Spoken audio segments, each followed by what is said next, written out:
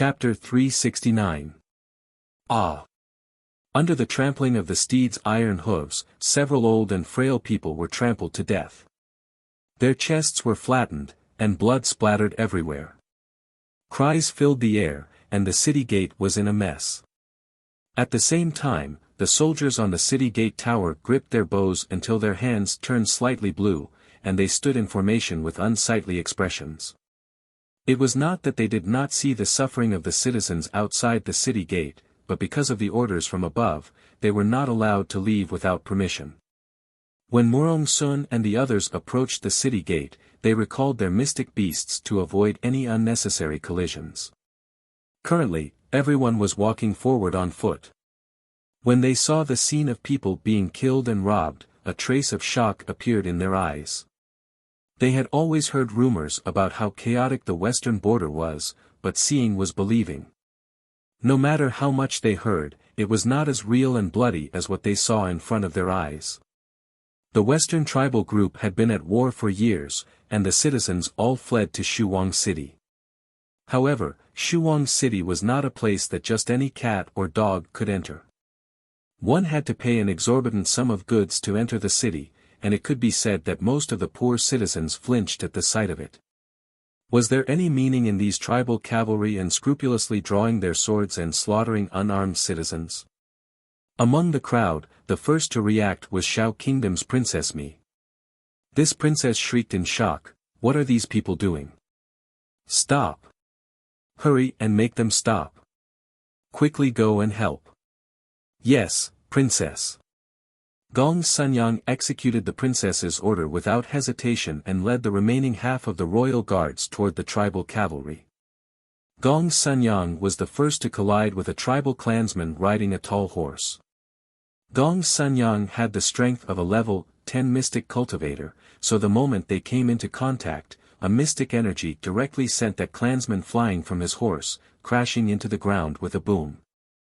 The spear in Gong Sunyang's hand pierced through that tribal clansman's chest in the next second, killing him on the spot. Princess Mi's other royal guards also clashed with the tribal cavalry, and a series of clanging sounds rang out as their weapons clashed. Doya angrily clenched her small fists. These people are from the Aikido tribe. They're accustomed to doing evil in the western wastelands. Be careful, they have the Eagle battle team. They might even come over to counterattack. Wei Nanfeng stealthily glanced at the little girl. Seeing that her little stoic face didn't show any signs of emotion, he involuntarily coughed dryly. The little girl's heart was too hard to understand. No matter how he tried to please her along the way, the little girl still ignored him. Mo Lien, this inhumane person, always wanted to end their friendship. It was simply indescribable. At this moment, Princess Xiaomi was bursting with a sense of justice as she stepped forward to stop the massacre. However, the little girl didn't have any reaction at all. If they don't dare to resist, then even if we save them now, they won't be able to survive for long in the wilderness, Mo Lien said indifferently.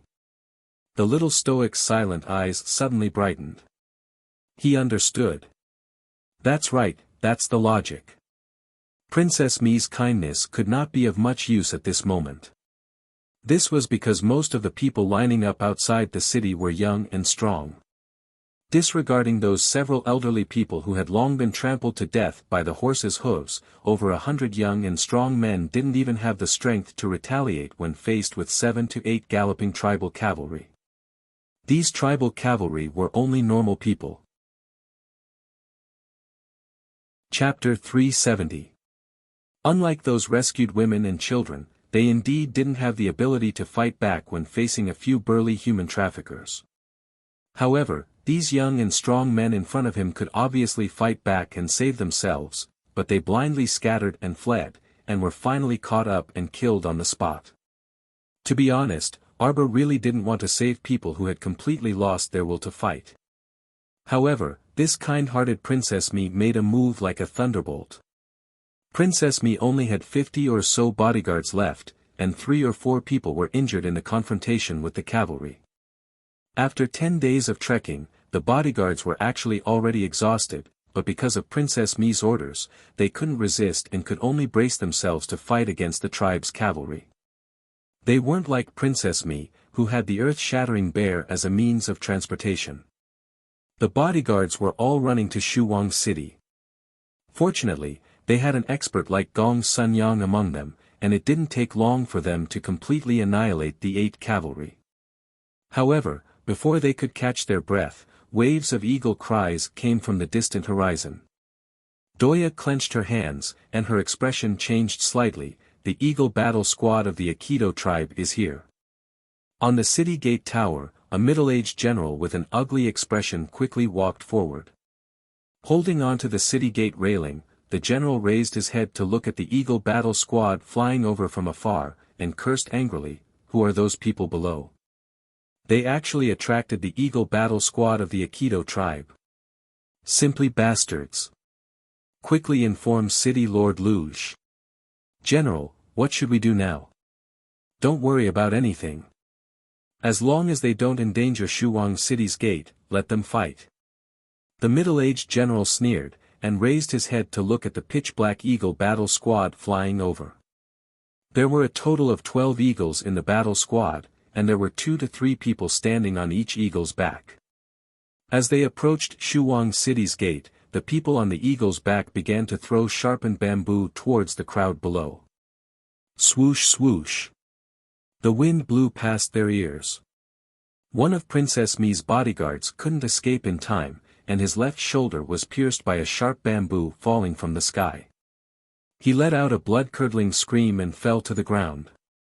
Following that, he was once again pierced in the waist and head by several sharp bamboo, and died on the spot. Preposterous. Mo Lien pulled the little girl into his arms. He flicked his sleeves and pushed aside a few sharp bamboos. His handsome face sank all of a sudden. "Are you all right?"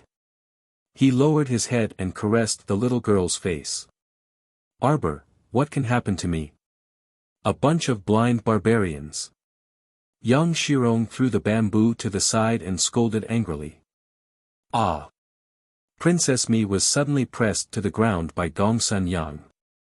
She felt a faint pain on her scalp as a bamboo stick whizzed past. "Damned bastards!" Princess Mi said angrily, "What are these city guards doing? Why aren't they opening the city gates? I'm going to ask my father to send troops to kill them." "Save it, Princess." Wei Nanfeng sneered, "At this time, the city guards will only sit on the mountain and watch the tigers fight. Why would they open the city gates? Damn it! Even with our status, we can't make him open the city gate." Princess Mi crawled up and clenched her fists fiercely. She felt that her entire body had been dirted the moment she laid down. Right now, her eyes were no longer her eyes, her nose was no longer her nose. She only felt uncomfortable all over. "Please, Princess. You are the princess of Southern Shao Kingdom. I am the prince of Northern Wei. I don't have anything to do with this Western territory. How can we let them open the city gates in this kind of situation, tell me?" "Ah!" Xiaomi screamed. Chapter 371.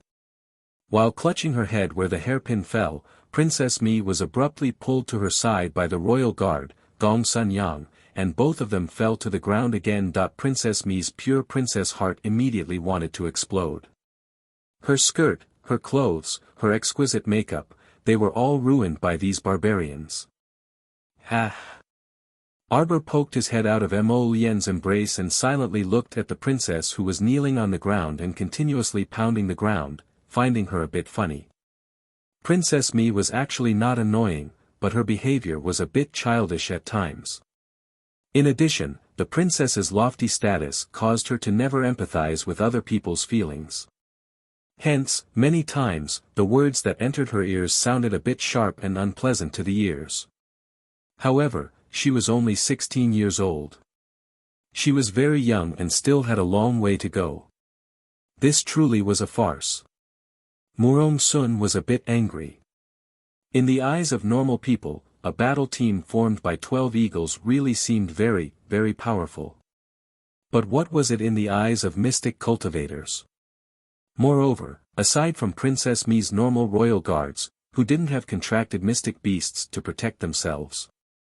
If they really released all their mystic beasts, with their strength, they could take down the entire Shuang city in 4 hours, let alone this tiny eagle battle team. Aikido people, listen up. If you don't want to die, then hurry and leave. When we counterattack, you won't be able to leave even if you want to. Wei Nanfeng shouted coldly, his mocking voice traveling far into the sky. On the eagle's back, an Aikido young man with a head full of pigtails said with a cold and handsome face, "It was you who killed our Aikido tribesman." Xiaomi shrieked and cursed, her face and neck red. A bunch of cowards. Weren't you the ones who attacked first? Arbor turned his head to look at the princess, who had a head of messy hair and was bouncing on the spot, and his mouth twitched. Mo Lien immediately sensed the little fellow's urge to laugh, and she looked down with a smile in her eyes. Her Jojo was amused by Princess Mi based on this, that Princess Mi who caused a ruckus the entire way didn't look so repulsive anymore. Aikido will win. The Aikido tribe will win. The slogan of the Aikido tribe of the Western Wilderness instantly resounded throughout the sky. Bang! A black gold arrow soared into the sky and struck a male eagle in the blink of an eye. After a tragic eagle cry, the eagle and the 2 people fell from the sky and crashed into the ground, creating a small pit. The eagle didn't climb out, and neither did the 2 people. He didn't know if he was dead or not, but from the looks of it, it was no different from being dead. Princess Mi opened her mouth and turned around to look at the little girl who poked her head out of Prince Mo's bosom and silently lowered her crow-repeating crossbow. Murong Sun, Wei Nanfeng, and the others also looked at Miss Chiao with twitching mouths. You talk too much. If you want to fight, then let's fight. Why are you talking so much nonsense? The little girl threw Wei Nanfeng a look of disdain. Still shouting into the air, if he had that kind of energy, he would have already been beaten down. What kind of prince is he? What kind of bullshit prince is he? Wei Nanfeng glanced at Mo Lien aggrievedly. Your wife always dislikes me, this isn't good. The latter rolled her eyes at him and completely ignored him. Wei Nanfeng, you have a wife but no friends. Absolutely, our friendship is over. Chapter 372. Seeing a little girl casually shoot an arrow that could penetrate the eagle's wing, the Aikido leader felt chills in his heart. Before he could react, the others had already made their move. The mystic cultivators with flying mystic beasts released their mystic beasts one after another and flew into the air to attack the eagles. The mystic cultivators without flying mystic beasts also released mystic energy and aimed at the people on the eagles from a distance. Mystic energy bombarded over and quickly beat the Aikido tribe's eagle battle squadron into a sorry state. More than half of the 30-odd Aikido tribesmen were dead or injured. In the end, the leader and a dozen or so Aikido tribesmen were tied up and forced to kneel on the ground. Princess Mi stepped forward with disheveled hair and kicked the leader. Do you submit? No. I submit. The leader of Aikido glared at the princess fiercely with a pair of bell-sized eyes. Doya looked at the leader with some worry. You're the Aikido tribe leader's son, right? From what she knew, the leader of the Eagle Battle Squadron was usually a direct relative of the tribe leader. The Aikido tribe wouldn't take this lying down. After they lost this time, they might even lead a large-scale tribe to attack Shuang City. The Aikido tribesmen had primitive barbarism in their bones and blood, so they wouldn't easily admit defeat. That's right. ACI raised his chin and looked at Doya with a sneer. He shouted sternly, "Who are you? Why do you know me? I'll tell you. Let me go immediately. I, ACI, am the 3rd son of the Aikido tribe's tribe leader. I'm the eagle's son." Yaz struggled and shouted, "If you dare to harm me, my father and my brothers won't let you guys go." Just wait to die. Arbor suddenly summoned a feral from his conscious. Mo Lien's mouth twitched, and she subconsciously let go of the little fellow. As expected, the little fellow leaped forward and viciously smacked the pharaoh on Assie's head. Slap! A crisp sound rang. As expected, Assie's head was incomparably hard and wasn't smashed into watermelon paste. Only a trail of blood flowed down from his braids and down his high nose bridge. The three peak masters reached out to cover their faces. Here we go again. The little fellow seems to dislike people who talk too much. For example, that Wei Nanfeng was completely disliked by her. The little girl went up and kicked him twice. When he fell to the ground, she directly swung her ferrule and smacked him heavily, causing Yas to roll on the ground. The Yasi people looked at this savage little girl in shock. They couldn't believe their eyes. In the western region, men were supreme. Which woman dared to beat up their young master like this? The little girl ruthlessly whipped ACI until he was on the verge of death and unable to speak. Then, she finally stopped and looked at Murong Sun. "Master, let's enter the city." Murong Sun nodded frantically. Okay. Wei Nanfeng kept rolling his eyes at the side. "Your disciple is about to whip someone to death. Why didn't the master say anything?" The little girl ran to the city gate and waved at the stunned general on the city tower. Then, she pointed at the city gate in front of them. "Open the city gates." Chang Yushi immediately acted as the little girl's translator. She waved her hand at the general upstairs and shouted out loud. "Who are you people?" Judging from their savage appearance, a group of 80 or so people actually dared to attack the Aikido tribe. How would the middle-aged general dare to open the gate and welcome this group of plague gods? It would be best if they ran as far away as possible. Chapter 373. A trace of impatience flashed past Arbor's eyes. Why is it so troublesome to enter the city? Are these people sick? Do they have to clean up to be nimble? The little girl raised her hand and threw the little chick into the air, and coldly shouted, "Open this gate." Screech! The azure wings suddenly spread out, and the little chick suddenly transformed into a divine bird, azure one that covered the sky in front of everyone, scaring the soldiers on the city gate tower until their hearts and lungs started to tremble. Screech! The azure one circled in the air, and suddenly turned its head, and spat out an extreme Arctic frost slash at the city gate. Everyone stared blankly at it. An icy cold air instantly spread in all directions, and the extreme Arctic frost slash swept across the city gate with a frightening vibrating force. After a loud boom, the ground was cut open by the frost slash, creating a deep crack. A wild ice blade directly landed on the city gate, and immediately cut open a clear white mark on the grand city gate. The general on the city gate tower screamed, "You guys, stop! Stop! Archers, get ready! If you don't stop, immediately release the arrows. Release!" Ah! Before that general finished shouting, he saw the azure one flapping its enormous wings in the air suddenly charge over. After a sharp screech, it spat out an icy cold air, and immediately wrapped around that pitiful general, melting him into an ice sculpture in a matter of minutes. Wei Nanfeng felt that at this time, he should perform well, and strive to leave a good impression in front of the little girl, so as to prevent his friendship with Mo Lien from really ending. But before he could shout to the general, the little girl started fighting with someone again, and in a short while, that general was frozen. Wei Nanfeng felt a faint sadness. He still hadn't displayed his negotiation eloquence. Screech! The azure one circled half a circle in the air, and looked like it was about to turn back and release another attack. A steady shout sounded from the city gate tower, "Everyone, please stop. A misunderstanding, it's all a misunderstanding. Open the city gate, immediately open the city gate. Big Green, come back." The little girl waved her hand towards the sky, and spoke concisely and powerfully. The azure one rapidly swooped down, and when it reached the little girl, it had already transformed into a little chick, and cutely jumped onto the little girl's shoulder.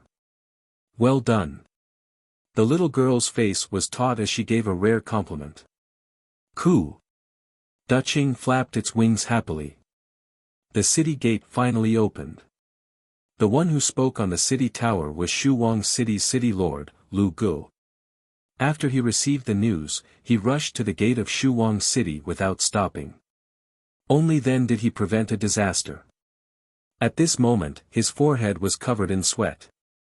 He wiped it with his sleeve and hurriedly ordered people to carry the general's ice sculpture down the city gate tower to welcome this group of fiends.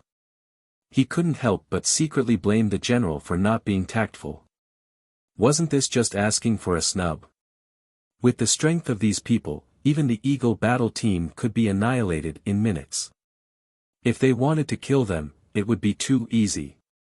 They actually didn't allow anyone to enter the city. This was simply courting death. You are all mystic cultivators, right? You have to abide by the rules after entering our Shuwang City. You have to pay a fee to enter the city. There are about 80 people in your group, right? Including the ones at the back, there were 100 people. It doesn't need to be too much, just pay. Before the document of Shuwang City's entry into the city was finished, he felt as if he was being watched by many people. It was as if those scorching gazes were going to burn a hole in his body. The city lord looked at his subordinates resentfully for failing to meet his expectations. Are you a bunch of idiots? Under these circumstances, you can actually ask people to pay a fee to enter the city? The little stoic looked coldly at that document. Do you want to pay a fee or do you want your life? Chapter 374. Life, life, life, life. The city lord repeatedly answered and then kicked that clerk's butt, kicking him to the back of the group. City Lord Luge was nearly 50 years old and had a goatee. He was currently smiling apologetically at Morong Sun and the others. Misunderstanding, misunderstanding, misunderstanding. Everyone has come from afar, so please enter the city to rest. Compensation. The little stoic suddenly said. The three peak masters and the holy water sect's senior sisters all twitched their mouths. However, Mo Lien couldn't resist laughing out loud. We spent a lot of effort outside the city before we could enter. As compensation, this city lord, do as you see fit. Well said. As expected, the crown prince understood her intentions the best. The little stoic nodded her head in agreement and looked up to give the crown prince an admiring gaze. Mo Lien's eyes were smiling as he met her gaze. Wei Nanfeng was simply speechless. As expected, this couple was bound to be a family. How could they behave so shamelessly in such a logical manner? City Lord Luge wished for nothing more than to immediately pounce on that clerk and give him a good thrashing. Tell me what you're like. You don't know how to adapt to circumstances. You just had to mention payment. Now that you mention it, it made him think of some compensation. He didn't receive the payment and had to be dug out as compensation. How infuriating, City Lord. City Lord Luge wanted to go cry. He quietly asked with a sullen face, what kind of compensation does this miss want? Our Shuwang City citizens also don't have a good life. Food and supplies have always been tight. Do you have seeds? The little stoic asked coldly. Yes, yes, yes, we have a lot of seeds. City Lord Luge nodded repeatedly. These days, seeds simply couldn't grow anything in the ground. After failing several times, everyone didn't want to waste the effort to work in the fields again. If they had that time, they might as well go out and hunt. Even if they caught a skinny rabbit in the nearby wasteland, they could at least eat until they were half full. Give me 1/3 of your seeds. Miss, it's not a problem to give you half of the seeds. It's just that there are quite a lot of seeds. You. City Lord Luge hastily said, can your inner world fit? You don't have to worry about that. The little stoic waved her hand and then turned to wave at the women and children huddled at the back of the group. Make proper arrangements for these people. After saying that, he threw a bag of food to the city lord. They will be the citizens of Shuwang City in the future. Don't neglect them. I wouldn't dare, I wouldn't dare.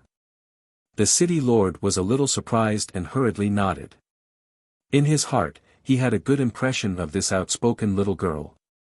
In fact, she didn't need to pay for these women and children at all, but she still came according to the rules of Shuwang City. She wanted him to treat these people equally after taking them into Shuwang City.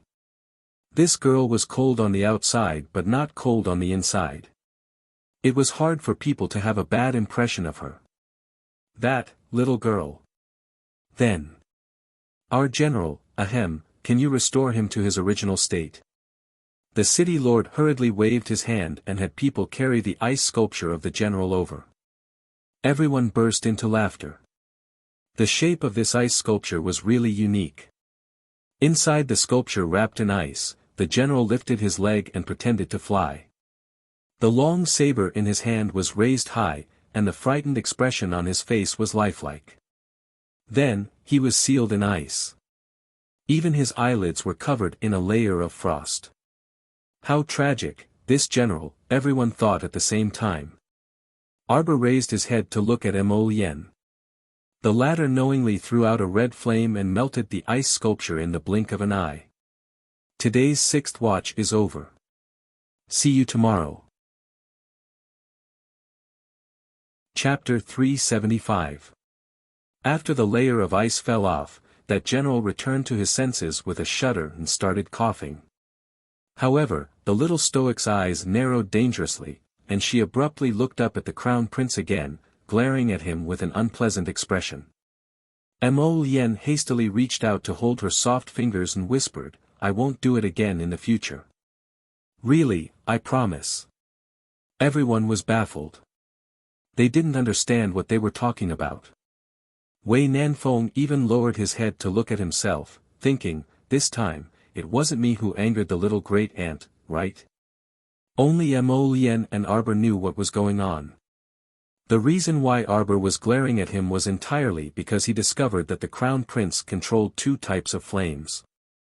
The purple flames were strong, and the red flames were weak. That's why he definitely wouldn't release the purple flames when he was melting someone's ice, so as to avoid roasting that unlucky general instantly. Just like when he previously dealt with Wei Nanfeng, he also released the red flames. However, when senior sister Xuexiao blocked his path, he was so angry that he wanted to release the purple flames. At that time, he really went crazy and wholeheartedly wanted to directly kill senior sister Xuexiao who was blocking his path. Humph. The little stoic glared at him again. Mo Lien hastily tugged at her small hand and repeatedly promised that he wouldn't dare, but he was endlessly afraid in his heart. If Bailey Shi hadn't stopped him at that time, perhaps he really wouldn't have been able to turn back. Thinking of this, his back broke out in cold sweat. Bailey Shi actually understood the exchange between the two, but Wei Nanfeng and the rest were bewildered. They didn't understand how the two could communicate with just their gazes. The city lord waved his hand to have people support the general back to rest, and he said to everyone with a smile, then let's enter the city first. Come, please come in. The little stoic nodded and walked into the city with the crown prince first. The group of people behind them followed in, and from an angle that the little stoic couldn't see, they all face-bombed or snickered secretly. This won't do. Why did it feel like a group of bandits swaggering into the city? Hey, stop right there. Princess Xiaomi shouted, and Wei Nanfeng didn't even have time to reach out to grab her. Oh my, eldest miss. What mischief are you up to now? Provoking the little stoic for no reason. Didn't he see what kind of people were around the little stoic? They were all a bunch of people who were protective of their own. You'll be beaten up, sister. Even if the heavenly emperor came, no one would be able to help you. Arbor turned his head to look at Princess Mi who was running in front of him and asked in a cold voice, what's the matter? Xiaomi glared at Arbor for a while before she suddenly rushed forward and slapped paralyzed Zhou's shoulder heavily. She placed her hands on her hips and said, you're called Arbor, right? You're not bad. You can be my sister from now on. My name is Xiao Mi. Princess of the Southern Xiao Kingdom, you're welcome to visit my Southern Xiao Kingdom after the competition. I'll definitely treat you well. Everyone was dumbfounded. They thought that another bloody conflict was about to happen. In the end, the development of the situation made everyone laugh involuntarily. Girls are all strange creatures. You can befriend them just like that. Weren't there a lot of unpleasant things along the way? Murong Sun decided to rest in Shuwang City for a few days. The city lord arranged accommodations for the group of people without hesitation, and then quickly arranged for carts of seeds to be transported over. Peak Master Murong. The city lord of Shuwang City finally learned of the Holy Water sect group's identity, and a very friendly smile immediately piled on his face. He cursed the stupid general to death 10,000 times in his mind. Look at you, you dare to insult anyone. You had a head on your shoulder, yet you didn't even figure out the situation and actually dared to attack a group of mystic cultivators. Chapter 376. The fact that the city gates weren't blasted apart by the mystic cultivators was already giving them face. Is there anything else, City Lord? Murong Sun sat in the wooden armchair and finally leisurely poured a cup of hot tea.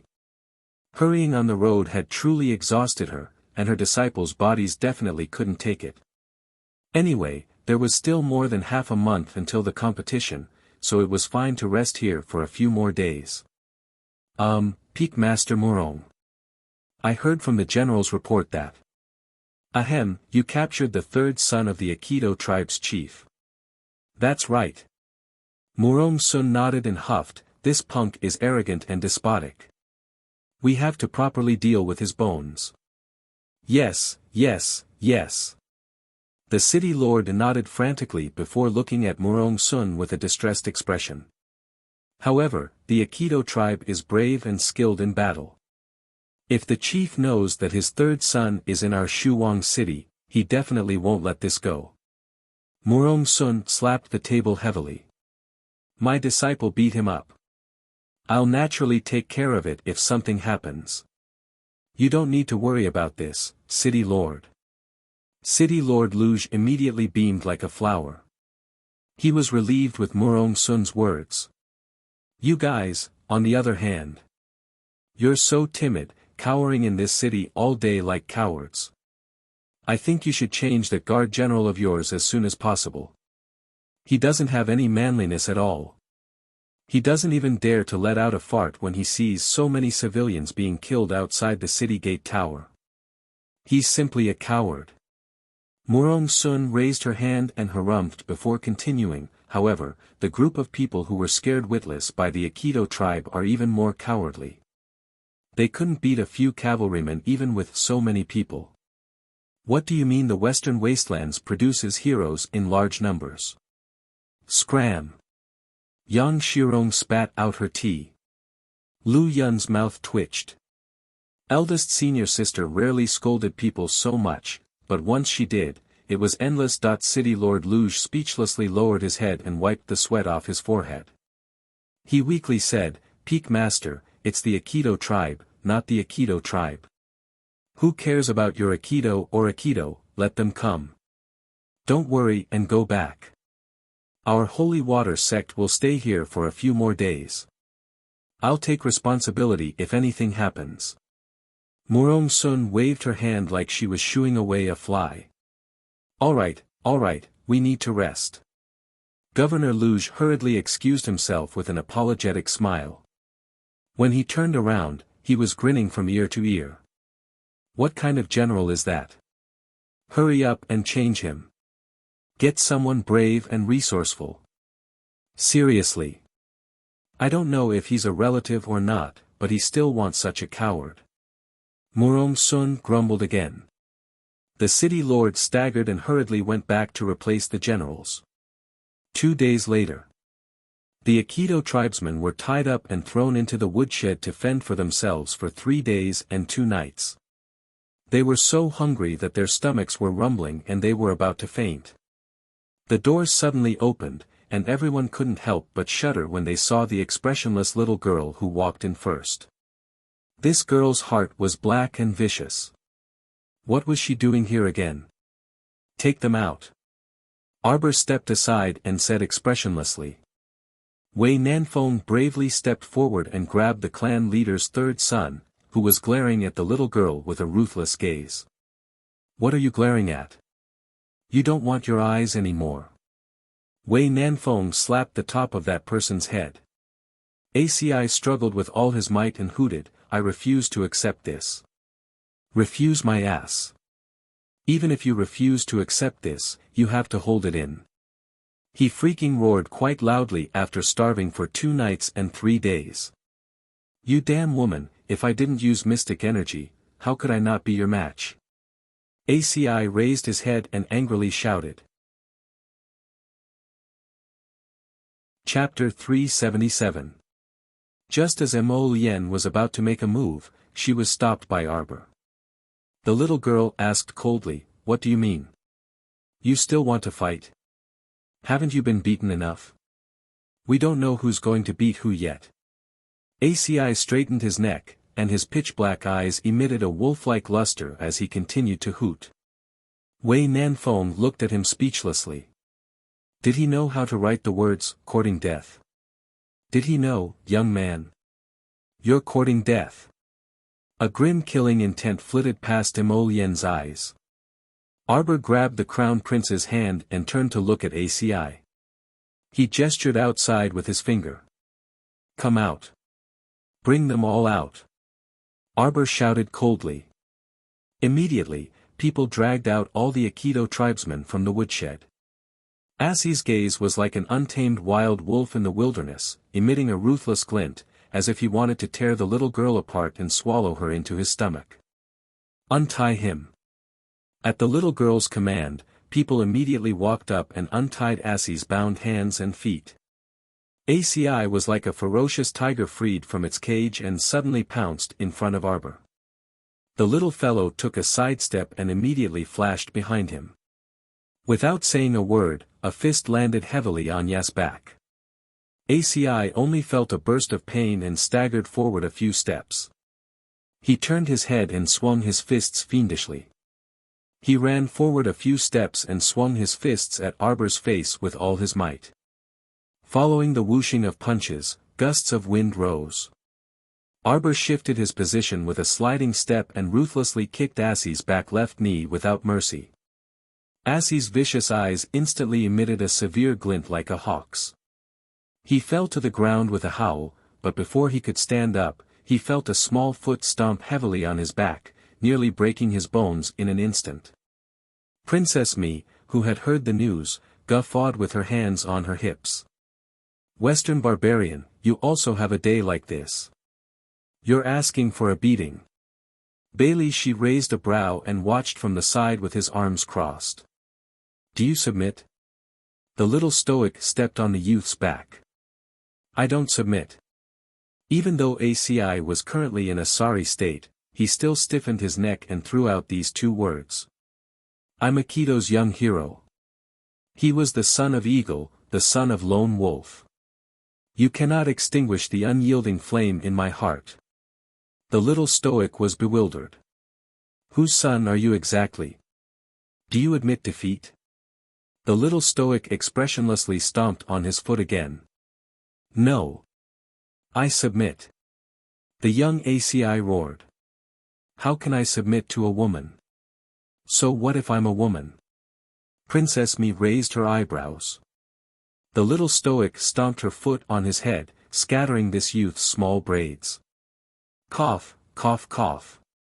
Assie's face was covered in blood as he roared angrily, Woman, what's the use of being powerful? In our western wasteland, women are born to be conquered by men. You are no exception. Mo Lien was instantly enraged. She pulled the little fellow to her side with one hand, and without any explanation, she lifted the young man up from the ground and punched him in the mouth. This punch landed solidly. The young Yas only felt the corner of his mouth rupture, and blood burst out from his lips. Even his teeth were somewhat loosened. Bastard! You dare to make a move against me? I'll slaughter you. ACI pounced at Mo Yen with reddened eyes, but the Crown Prince promptly kicked him to the ground. The Crown Prince then grabbed his loose braid and smashed his fists into that handsome face with thuds and thuds. Wei Nanfeng, who was watching the show from the side, simply couldn't bear to watch. How could this person be this stupid? Pfft. ACI spat out a mouthful of blood. Chapter 378. ACI glared at Mo Yen with reddened eyes. If it was possible, he simply wanted to chew off a mouthful of his flesh on the spot. Don't beat him to death, Arbor said apathetically.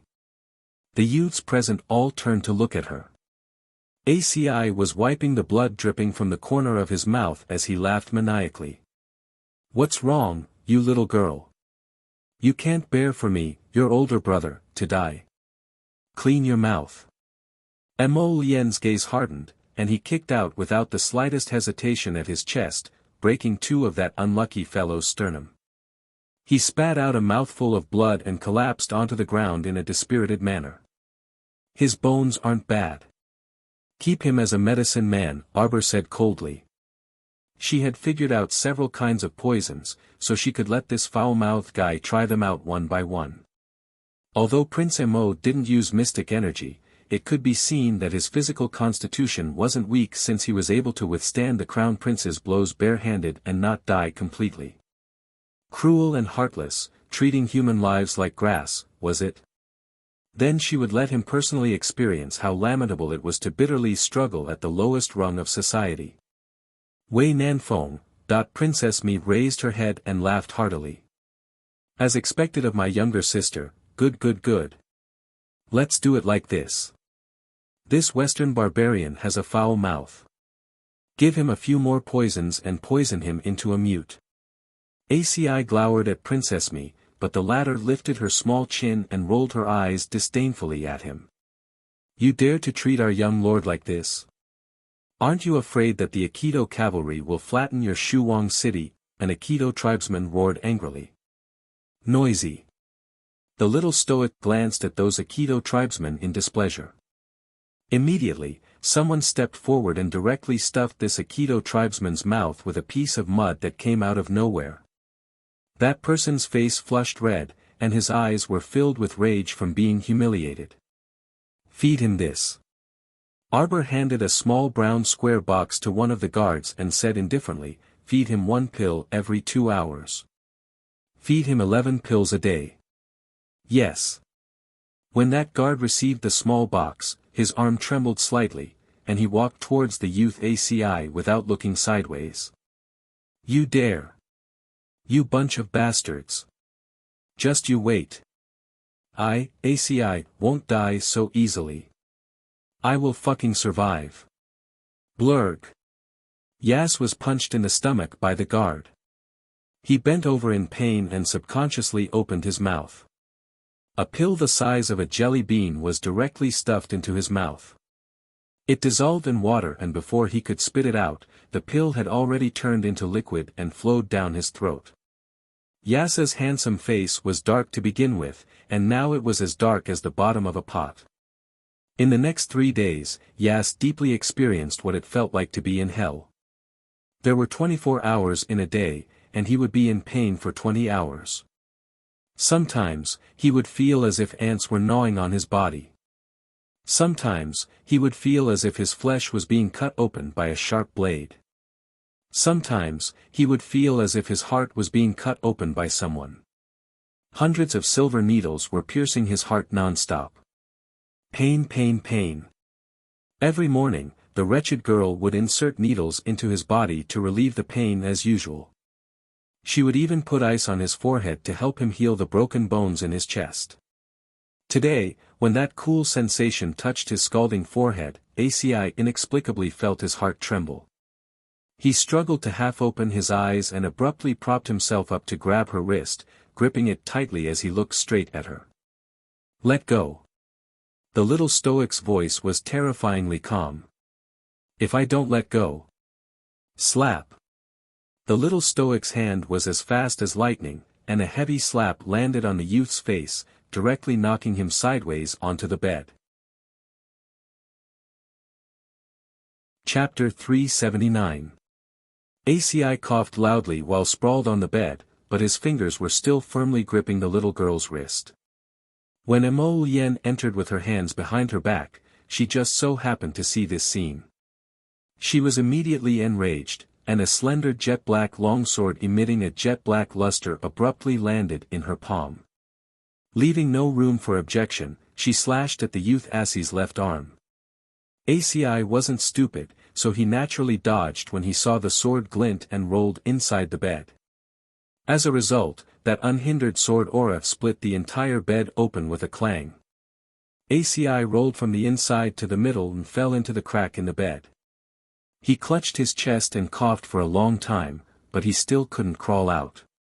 Mo Yen narrowed her phoenix eyes, and a cold glint flashed past the slender jet-black sword in her hand.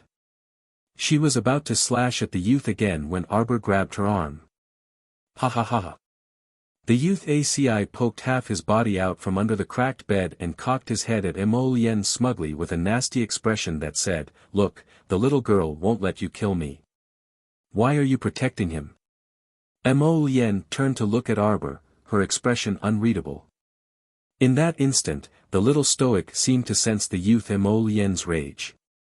She glanced at him in bewilderment before expressionlessly saying, "I still have a newly refined poison that I need him to try. It won't be too late to kill him after he's done." Ugh, cough, cough. ACI crawled up from the ground with great difficulty. When he heard the little stoic's emotionless words, a trace of fury flashed through his eyes. "Bastard woman, you." Cough, cough, cough. Mo Yen smiled faintly without batting an eyelid. She put away that slender jet-black sword and turned around while holding the little girl's small hand. "Wait a minute." Arbor pulled back his small hand and tore off a piece of his sleeve. He threw it on the ground and stomped on it. Behind the two of them, the wolf-like ACI stared fixedly at the girl's back. If his gaze could penetrate her back, there would probably be more than one hole in Xiao Mu's body right now. Mo Yen's dark phoenix eyes shone even brighter. She happily held the little girl's hand again and smiled. "Why did you tear it off?" "It's dirty." Mo Yen looked back indifferently, her gaze coldly disdainful at Yasi. Her thin lips parted slightly as she silently muttered, "Don't even think about what's not yours." Yas glared back, but the other party had already retracted his gaze in disdain and left the room while holding the little girl's hand. Cough cough. Cough cough. A strange pain assaulted him from his chest. Yas took a deep breath and bent down, his gaze fiercely landing on the sleeve that the little girl had stepped on. That sleeve was plain-colored, and after being stepped on, there was an extremely small shoe print on it. Yasi suddenly pounced over like an angry tiger. He clutched the pain in his chest and coughed loudly. He struggled to crawl a few steps on the ground and tightly grasped that piece of cloth in his hand. The cloth peeked out from between his fingers, and a small piece was tightly clenched in his palm. When Mo Yen and Arbor walked out hand in hand, they happened to see Wei Nanfeng winking at them with a smile. The young couple rolled their eyes at him in unison and ignored him as they strolled past him. Wei Nanfeng, I originally came here to watch a good show. I'm not angry. The two of them had just walked to the main hall when they saw City Lord Luge hurrying over to request an audience with Morong Sun. Akito's clan leader has arrived. He brought 2,000 able-bodied men from the tribe and the entire Eagle battle squad. They're waiting outside the city gates. Chapter 380. Morong Sun raised her brows. Leave him be. Let him do as he pleases. Let's see if he dares to directly attack the city. More people. TSK. Who are you trying to scare with more people? City Lord Luge wiped the sweat from his forehead and hastily carried out the order. The next day, ACI was brought to the little stoic on his last breath. Although he was so exhausted that he was practically limp and unable to move, his pitch-black, wolf-like eyes still emitted an untamed glint. Why? ACI couldn't help but question the little girl as he looked at her icy profile. The little girl was no more than 12 or 13 years old. Her little face was as cold as snow. From his angle, he could see that she was holding a bottle of transparent liquid and gently shaking it. Her brows were slightly furrowed. Why? ACI roared angrily before the guard next to him punched him in the head. What are you roaring for? Arbor turned around and coldly stared at the youth in front of him. After the youth's braids unraveled, his half-length hair that reached his neck was disheveled and scattered around his forehead and ears. His wolf-like eyes emitted a ruthless glint through the strands of hair on his forehead. Why are you treating me like this? ACI clenched his fists and indignantly questioned, the weak are prey to the strong in the western wastelands. What do those normal people who died at the city gate have to do with you? Do you have to use a chicken feather as a token of authority to avenge them? I'm not that senseless, Arbor coldly said, other people's life and death have nothing to do with me. Then why are you punishing me? He couldn't figure it out. He also felt that the girl wasn't someone who liked to meddle in other people's business. She didn't care about those normal people who died at the city gate at all. You were the one who started it. Arbor threw down this sentence and didn't want to explain at all. He handed the medicinal liquid in his hand to the guard next to him. Give it to him to drink. This is the last time you test the medicine. If you're lucky enough to survive this time, then your life isn't meant to end yet. We'll write off all past debts. After the little stoic icily said this, she turned around and left. ACI didn't understand the reason, but he felt pain in his heart. 2 guards held him down, and he couldn't stop struggling. His gaze was tightly locked onto her chilly back for a long time. Why? Why? Do you think you can cut off all ties with me like this? Don't even think about it. Damned girl, come back here. Who the fuck am I to write off my debt with you? Get back here. ACI angrily kicked his legs and glared at the back of the girl's head with a pair of fiendish eyes. One of the guards was almost unable to hold down the struggling youth. 2 more guards ran over from the side and hurriedly forced him to kneel on the ground. 4 of their hands desperately pressed down on his hands and poured medicine into his mouth. Yas choked on the medicinal liquid in his mouth and coughed loudly. TSK Wei Nanfeng walked over and lightly laughed. I say, why are you like a stupid bear, so silly and naive?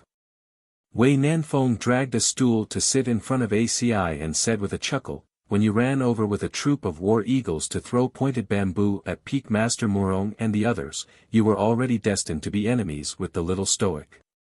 Do you still not understand? Ah! ACI roared angrily and suddenly pounced forward, as if he wanted to directly bite Wei Nanfeng's throat. Wah! Wei Nanfeng jumped up and hastily kicked away the stool to evade. He commanded the guards, hold him down, hold him down. He really is a mad dog, biting everyone he sees. Chapter 381. 4 to 5 bodyguards swarmed forward and pressed ACI to the ground again. However, they didn't need to do anything else. The poison in Assie's body had already flared up, and he was powerless to resist. The youth curled up on the ground, his limbs shivering and twitching non-stop. A layer of frost covered his hair, eyebrows, and even lips. Watch him. Wei Nanfeng quickly ran out and stood under the scorching sun before his entire body couldn't help but shudder. He didn't know what kind of poison the little stoic used on him, but the poison flared up so quickly that even ACI, who was as strong as a bull, was instantly knocked to the ground. He turned to look and saw the little girl sitting under a tree with a thick book on her knees. She was currently reading with her head lowered. Her lowered eyes were peaceful and serene. How could anyone tell that she was the vicious little girl from earlier? A brown square wooden box was placed on the short table in front of her, and steam was rising from 3 cups of tea next to it. The 3 peak masters drank tea and chatted, occasionally glancing at the little girl flipping through the book. Disciple. This book was sent over by the city lord just now. Murong Sun raised her brows. Her disciple's speed at flipping through the book was a bit too frightening. Her eyes didn't linger on the page for more than 3 seconds before she turned the page. What the hell could she see from flipping through the book like this? Yes. Arbor nodded. Just as she finished flipping through the book, Mo Lien walked over. Ignoring Peak Master Murong's piercing glare, Mo Lien pulled the little girl up. He glanced at the book on the corner of the short table and slightly raised his slender brows. Jojo, let's go. A batch of the ebony you wanted is here. So fast. The little fellow's eyes brightened. Come back soon. We're about to start eating, so don't talk for too long. Peak Master Murong quickly shouted. Mo Lien lightly harumphed and hooked the little fellow's soft fingers, directly dragging her away. Your master is really annoying. Halfway there, the youth leaned close to the little girl's ear and whispered. Arbor turned around and glared at him, but the youth chuckled in return. Jojo, did you finish reading the medical book the city lord gave you? Yes, I have. The little girl replied unhappily. She didn't know why, but when she flipped through the pages, she felt that the book was extremely familiar. The content of the book was very basic, as if she had flipped through it countless times, and it was entangled in her heart after countless twists and turns. She really wanted to know how many medical books and poison collections she had read. Did she really read all the medical books and performed acupuncture no less than 1,000,000 times? Otherwise, why would she be able to concoct the clear radish pill and even refine the clear radish poison just by looking at the clear radish flower? What was given to ACI was none other than the most potent poison of the Viridian vine. Compared to the 9th grade Een poison pill that the princess had tried to feed him, the toxicity of the Een poison pill was worlds apart. I remember that the Imperial Physician Building has quite a number of such books. I'll get someone to sort them out and send them to you in 2 days. Arbor nodded repeatedly. She only needed to borrow it for a while before returning it. Jojo, come and take a look. Is this ebony cut into this size suitable? If not, I'll get someone to make a new one. The Crown Prince picked up a small piece of ebony and placed it in the little girl's hand, looking at it with a smile. It's pretty good. Arbor touched the ebony piece in her hand and nodded. At the same time, far away in Guanlan City, the old imperial physician in charge of the Imperial Physician Building suddenly sneezed while holding a medical book. He hurriedly got up and closed the door to the Imperial Physician Building, then turned around and picked up the medical book like it was a treasure. He used his sleeve to wipe off some dust on the book. Chapter 382. Arbor stored the ebony into her only purple storage talisman, thinking that she had to draw some talismans tonight. This purple talisman had 4 cubic meters of space and could be used 400 times. Even without the paradise, it was enough for her for the time being. The previous batch of low-level talismans had been sent to the Crown Prince to be auctioned at Morning Sunlight Pavilion, so she really didn't have many talismans that could be of use to her now. She planned to draw some intermediate-level talismans to replenish her talisman reserves in case she needed them in the future. That night, Arbor toiled by candlelight and drew 100 intermediate-level blue storage talismans. 6 cubic meters of any storage space, could be used 200 times each. Living things still couldn't be used. Afterwards, she drew quite a few intermediate-level auxiliary talismans, including speed, strength, immobilization, dizziness, drowsiness, wall crossing, repeat talismans, and so on. She drew more than a dozen of each and stored them properly. When she looked up, half the night had already passed. She had drawn a total of 200 talismans, which was quite a harvest. Her talisman drawing speed also increased slightly. Arbor sat at the table and took out 2 pieces of ebony to ponder. She thought, I wonder if this talisman brush can also leave a mark on ebony. Her talisman brush was a bit magical. Normal talisman practitioners needed a cinnabar talisman brush to draw talismans, but she only needed one talisman brush to draw talismans. However, this ebony wasn't as soft as talisman paper.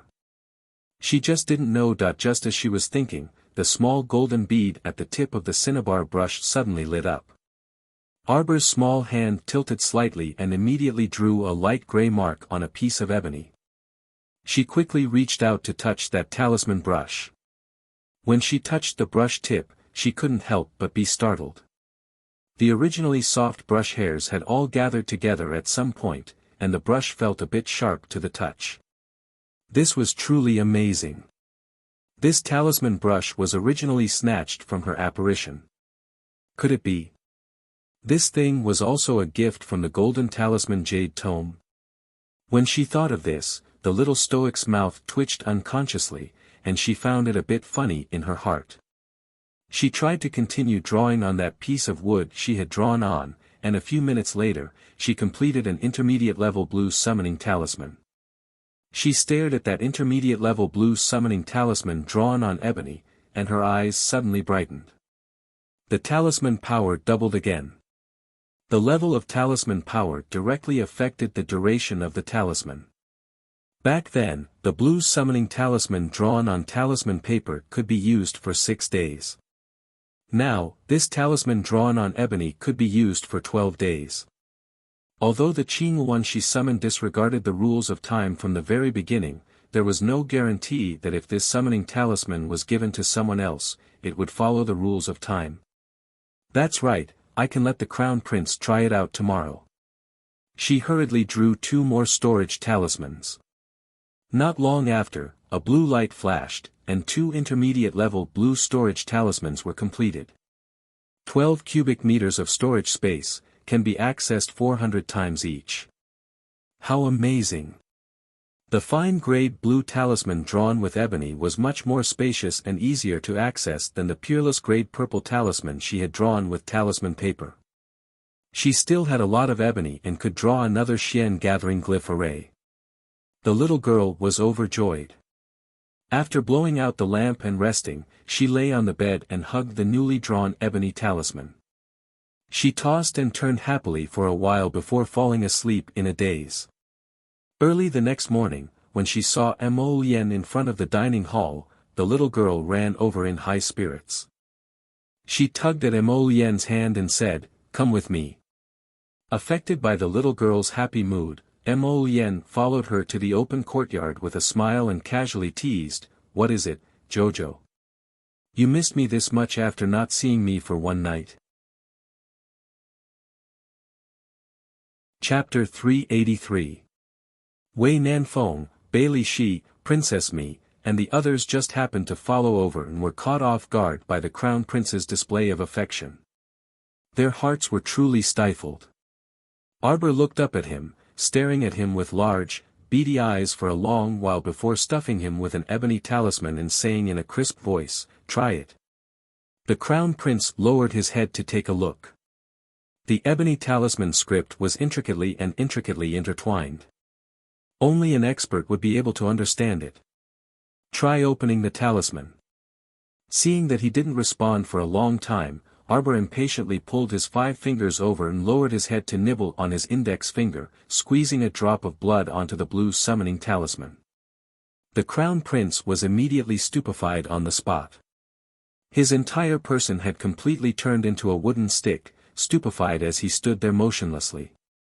He only felt the little fellow's lips and teeth landing between his fingers. It felt limp and numb, sending ripples through his heart. The originally tranquil lake water in his heart seemed to boil as it surged violently. "Oh my, miss, you flirted Crown Prince Lien silly." Wei Nanfeng pursed his lips as he stood on the side. Suddenly, a roar sounded in his ears. When a snow leopard with a pure white body, 4 hooves stepping on snow, and all of its fur standing on end abruptly landed in front of everyone, stomping down several nearby low shrubs, everyone present gaped as they stared dumbfoundedly at the big fellow in front of them. This? Who was this? What did he summon a mystic beast for? Mo Lien didn't regain her senses until she heard the snow leopard's roar.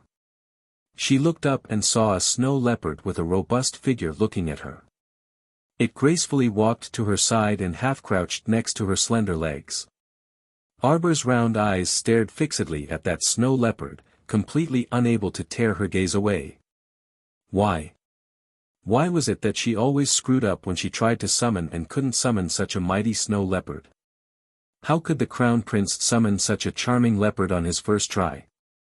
The little stoic ran in front of the snow leopard and extended a small hand, rubbing the snow leopard's large, furry head with an infatuated expression. Afterwards, she actually flipped over and climbed onto the snow leopard's back. The snow leopard turned its head and casually glanced at her. Then, it retracted its gaze and continued to lie quietly beside Mo Lien's legs. Wei Nanfeng's eyes almost popped out. Lien, what are you doing? Where did you get this snow leopard? Is it your mystical beast? Bai Li Shi crossed his arms and softly scolded, idiot. Without waiting for Wei Nanfeng to turn around to glare at him, he coldly said, didn't you see the summoning talisman in his hand? Summoning talisman? It was as if Wei Nanfeng had heard some legend. He opened his eyes wide and ran forward, wanting to take the wooden piece from the crown prince's hand. The crown prince retracted his hand, avoiding his grasp, and glared at him. Stingy. Wei Nanfeng mumbled, I already know that after this talisman is activated, this talisman is useless to others, I just want to take a look. The crown prince didn't even want to let Wei Nanfeng take a look and directly put the ebony talisman into his clothes. He turned around to rub the little girl's head with a grin and led her down from the snow leopard. You must be hungry. Go eat breakfast first. Arbor turned around to glance at the large snow leopard, then turned around and stuffed another intermediate-level blue storage talisman inscribed with ebony into the crown prince's hand. This storage talisman has more space and access times than the one I gave you before. In the future, use this storage talisman. Wei Nanfeng suddenly exclaimed, you're a talisman practitioner. On the side, Bai Li Shi glanced at him irritably. Didn't he already know that the little girl was a talisman practitioner the first time he met her? Chapter 384. Was there a need to make such a big fuss over nothing? Bai Li Shi swept a glance at Wei Nanfeng. Heavens! He was actually disliked by a talisman master. Wei Nanfeng only felt a dark cloud hovering above his head, and his chest felt so stifled. A 12 to 13-year-old talisman master could draw the legendary summoning talisman. What kind of standard was this? This was definitely a great talisman master in the midst of maturing, the kind with limitless prospects. However, he fell out with her on the first day. Wei Nanfeng had a mournful face as he followed beside Bai Li Shi dejectedly. He said in a low voice, I thought that the talisman array she used when she leapt into the air to fight with you that day was just me seeing things. No matter how I thought about it later, I felt that it was impossible for a 12 to 13-year-old little girl to be able to draw talisman matrices in this world. I just...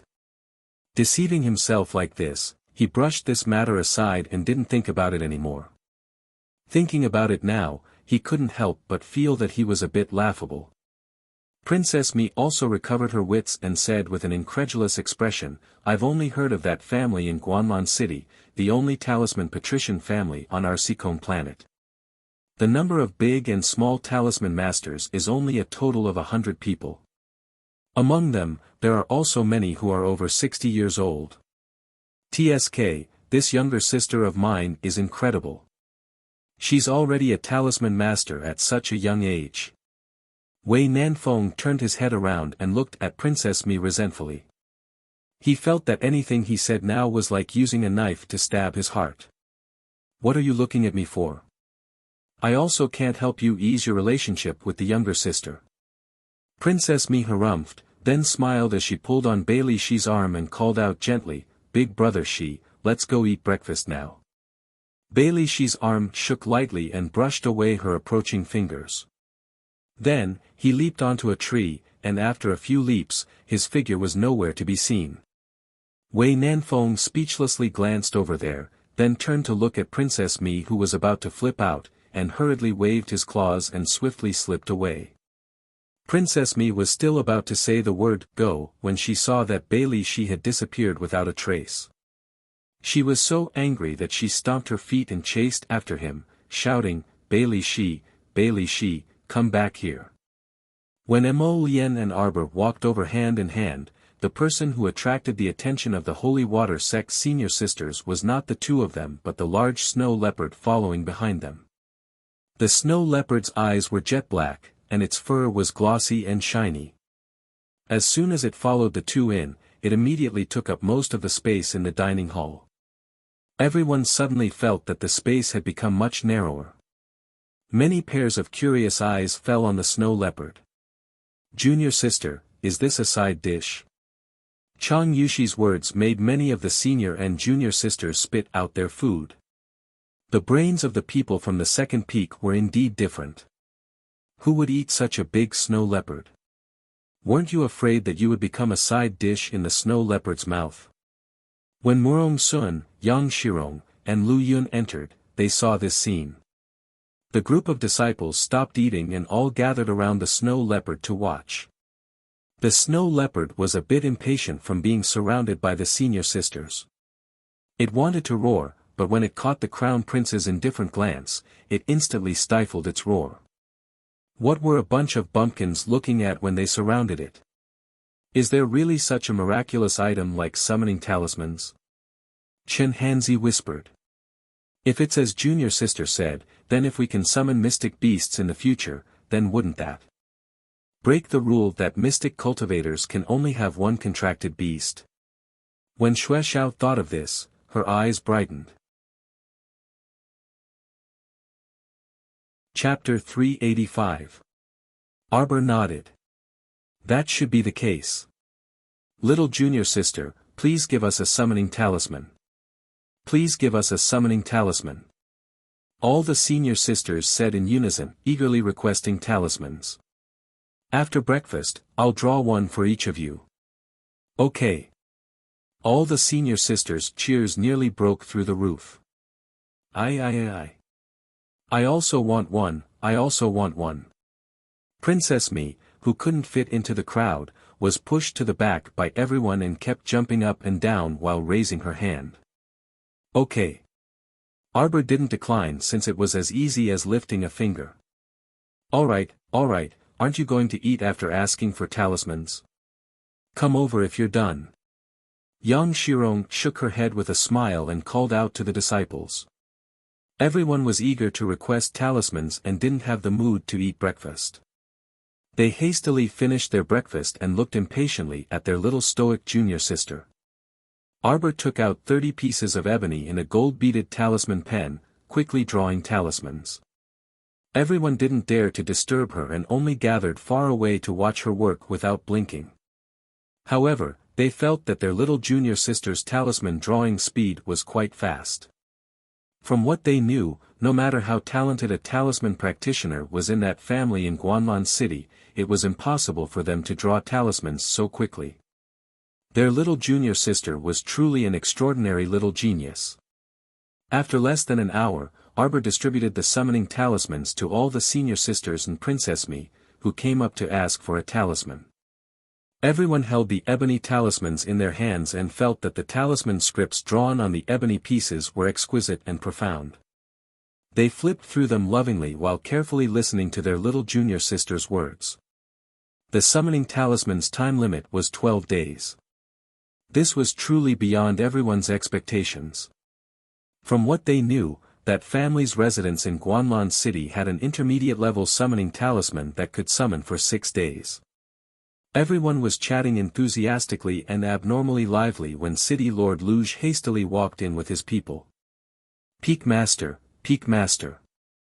Luge hastily bowed to everyone and said with a chuckle, Akito's clan leader sent someone to deliver a letter requesting for peace, requesting us to release his third son. He's also willing to pay compensation in exchange for the lives of his clansmen. Let's go take a look. Murong Sun waved her hand, and everyone brought out the Aikido people from the woodshed and escorted them to the city gate tower. "Where's our young master? Where's our young master?" The Aikido people roared hoarsely. "What are you being so long-winded for? Let's go." The crowd angrily dragged the dozen or so Aikido people up the city wall. At the same time, Xiao Mu walked into the room where the youth, ACI, was imprisoned. She creased her brows as she looked at the youth who was lying on the bed in a sorry state, but his pair of wolf-like eyes were still fixated on her. To be able to survive such a strong poison from a small bottle, there must be something strange about this young man's body. "You can't kill me. I am the eagle of the wilderness, I am the destined future overlord of the West. I." Cough, cough, cough. His lips were dry and his throat was extremely dry. It was difficult for him to speak, but his sharp gaze followed the little girl's movements. "I'll chop off your head and see how you continue to boast." Mo Lien sneered. Yas glared at Mo Lien. "You're not a hero of the wilderness if you're afraid of death. Hold him down." Arbor didn't waste words and directly ordered several guards to hold Yas down on the shabby bed. He took out a silver needle and pricked one of his fingers. He carefully examined his blood. "Move him to the city gate tower." Arbor turned around and left after saying this. Chapter 386. The cold poison in his blood is gradually weakening, as if he has a natural antitoxin. Arbor pursed her lips. Perhaps his identity isn't that simple. Mo Lien raised her brows slightly. She thought of something, and her gaze darkened. When the two of them reached the city gate tower, they saw that half of the sky was occupied by the Eagle battle team. Below the city gate, more than 2,000 Aikido tribesmen were shouting and cursing at the city lord and the others. Arbor had people lift ACI up and push him onto the city wall. A sharp dagger instantly appeared in her hand, and she held it against Asi's neck. Aikido tribe's clan leader Ahan stared at them with sharp eagle eyes and shouted, "What do you want to do? Our Aikido has already yielded so much and even handed over a letter of peace. Hurry up and release my son." "What's the use of a letter of peace?" Murong Sun coldly said, "This peak master heard that you Western Wastelands people value oaths the most. How about this, you write an oath right now, stamp it with your and your entire tribe's blood seal, and hand it over. This way, even if you want to go back on your word in the future, the law of heaven will punish you on our behalf. Dream on." All of the able-bodied men in the Aikido tribe started to clamor. Without another word, Arbor threw half of Asi's body over the city wall and looked like she was going to push ACI down the city gate tower. This shocked the clamor below into abruptly stopping. Ahan's voice trembled, and he uncontrollably clenched his fists. He shouted sternly, "Little miss, please have mercy. I advise you to think clearly before acting. Asi's identity isn't someone you can afford to provoke. If anything happens to him, the entire Shuwang city and the entire Western Wastelands won't be able to compensate for his honorable life. So much nonsense." Arbor forcefully pushed, and ACI plummeted down with an ashen face. Only one long leg was left dangling inside the city wall. His entire body was basically in a plummeting state, and his appearance was quite unique. Okay. We agree. We agree to anything. Where did this vicious little miss come from? She didn't leave any leeway for others to consider. Ahan's eyes were bloodshot, but there was nothing he could do. Yas was Aikido's weak spot. He definitely couldn't let anything happen to Yas. No one could bear the consequences. When the oath was handed up to the city tower, City Lord Lu Gu received it with both hands. He was so excited that he could not control himself. Great, the oath was effective. Just as Peak Master Murong had said, if the Aikido tribe members dared to go back on their words, they would be the first to receive the punishment of the heavens. None of them would be able to escape. Many thanks to Peak Master Murong. Many thanks to everyone for your help. The city lord was almost crying tears of joy. From now on, their Shuang city's days should be better. Murong Sun waved her hand and had people escort ACI and his group out of the city. While the young ACI was being dragged away, his wolfish eyes were still glaring fiercely at Arbor, as if he wanted to imprint her small appearance in the depths of his eyes and engrave it in his mind. Just you wait. Damned girl. I will come back for you. Just you wait. The young man yelled fiercely. Everyone glared at him. However, the little stoic was bewildered. Who has the patience to wait for him? Pfft. Wei Nanfeng broke into laughter as he looked at the displeased Mo Lien. Wei Nanfeng winked at him and quietly teased, looks like your little miss hasn't been enlightened yet.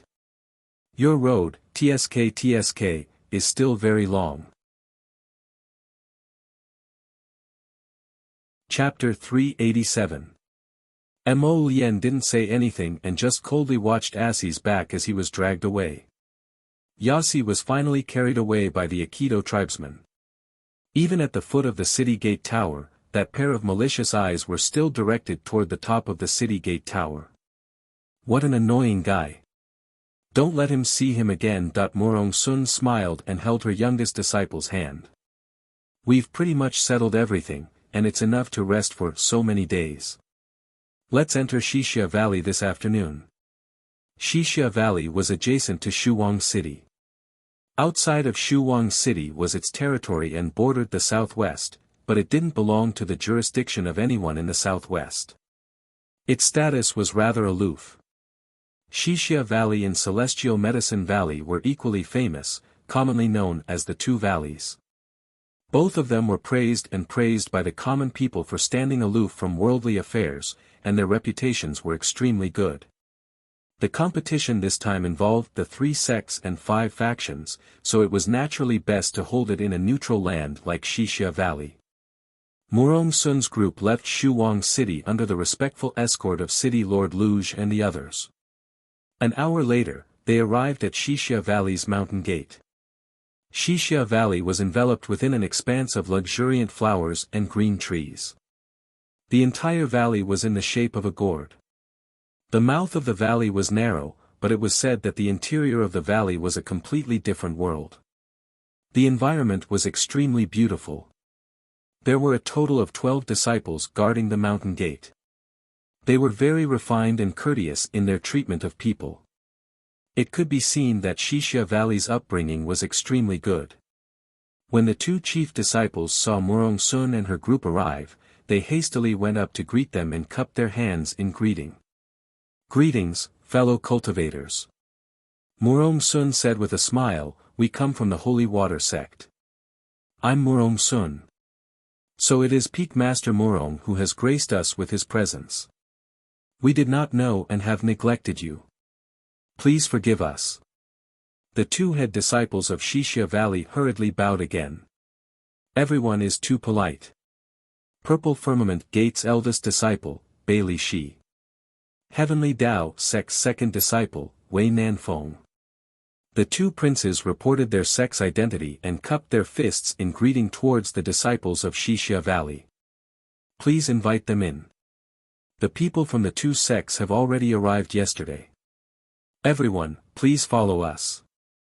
When they entered the valley, they saw a gurgling stream, green trees, and all kinds of precious flower species planted on both sides of the path.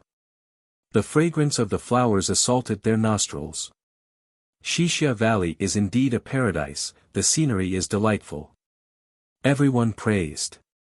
When they passed by a 9-ringed corridor carved out of white jade, they came face to face with 2 people. They were dressed in gray robes that covered their entire bodies, making them look like lepers. Those 2 are friends from Ghost Faction. The Shixia Valley disciple raised his hand and introduced them, nodding in greeting at the 2 Ghost Faction disciples. Those who walked different paths could not make plans together. Among the 5 factions, only the Purple Firmament faction was worth befriending. The other 4 factions were truly unsightly.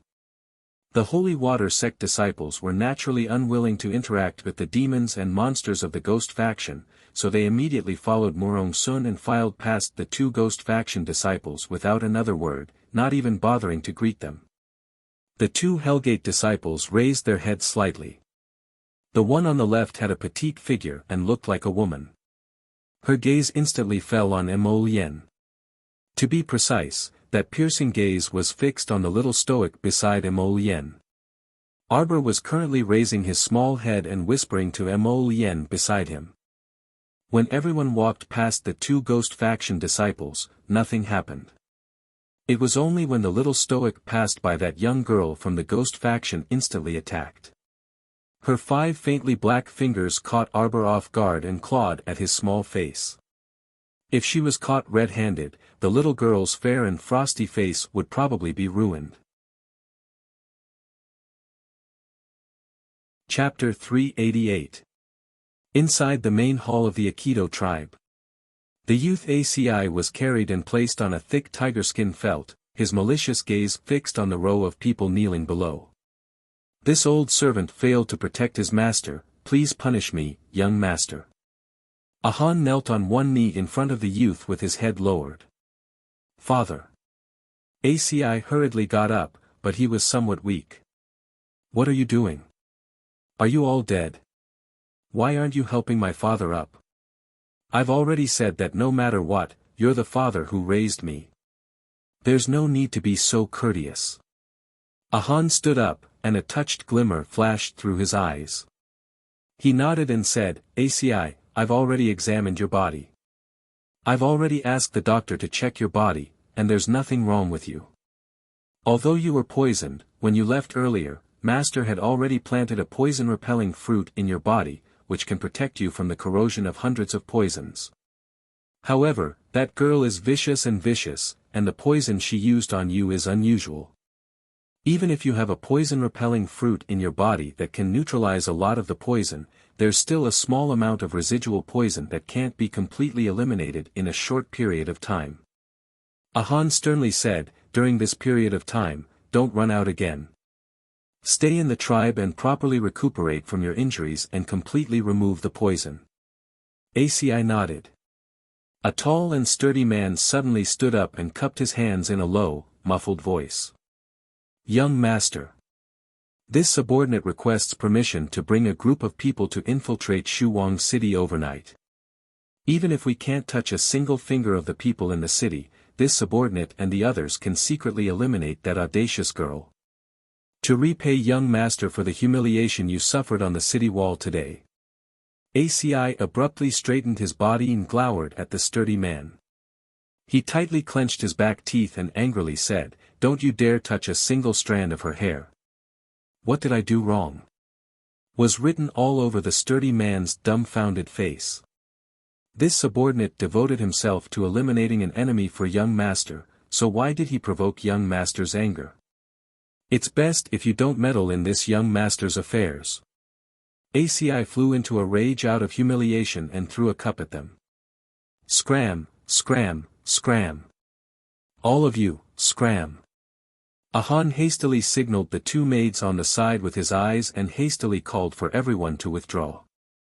2 maidservants stepped forward, trembling with fear. They knelt beside Assie's bed and said softly, young master, we will help you change your bandages. ACI coldly stared at the 2 maids and waved his hand for them to come forward. There were countless wounds of various sizes on Yasa's body. The bone fracture in his chest had yet to heal, and the various external wounds needed to be regularly changed and reapplied with ointment. One of the maidservants held the ointment in her hand, while the other gently helped him untie the cloth that was wrapped around his wound, dipped it in the ointment, and applied it to his wound. When the ice-cold ointment was applied to his forehead, Assie's eyes suddenly opened wide and emitted a cold light. He abruptly reached out and firmly grasped the maidservant's hand. The maidservant was flustered and blushed. She stole a glance at Yasi and sweetly whispered, young master. Woman, this young master will definitely conquer you. ACI glared at the maidservant with an ominous glint in his eyes. He pushed her onto the bed and viciously tore at her clothes. The other maidservant holding the ointment crawled back a few steps with a red face. She lowered her head and didn't dare to take another look. Young master, ah. This servant can do it herself. There's no need to trouble young master. The maidservant shyly looked at Assie's handsome face. Just as she was about to undress herself, ACI kicked her to the ground. Chapter 389. Ah, the maidservant fell to the ground with a thump and frantically gathered her tattered clothes. She hurriedly crawled back 2 steps and knelt on the ground, not daring to raise her head as her shoulders trembled. Your status is lowly and despicable. Ugly. Slut. Simply impudent. You dare to climb onto this young master's bed. You want to seduce this young master's pleasure. Simply indulging in fantasy. ACI strode off the bed with his hands on his hips like an angry lion as he angrily shouted outside, "Where are the Warhawk guards?" Young master. Outside the door, several armored guards rushed in and stared covetously at the woman who was lying limp on the ground and trembling all over. Drag her out of here. Behead her in public. ACI roared. No. Young master. No, don't. Young master. It's not that this maidservant is bold. Just now, young master, it was you who did this maidservant. No, young master. This maidservant really didn't climb onto the bed on purpose.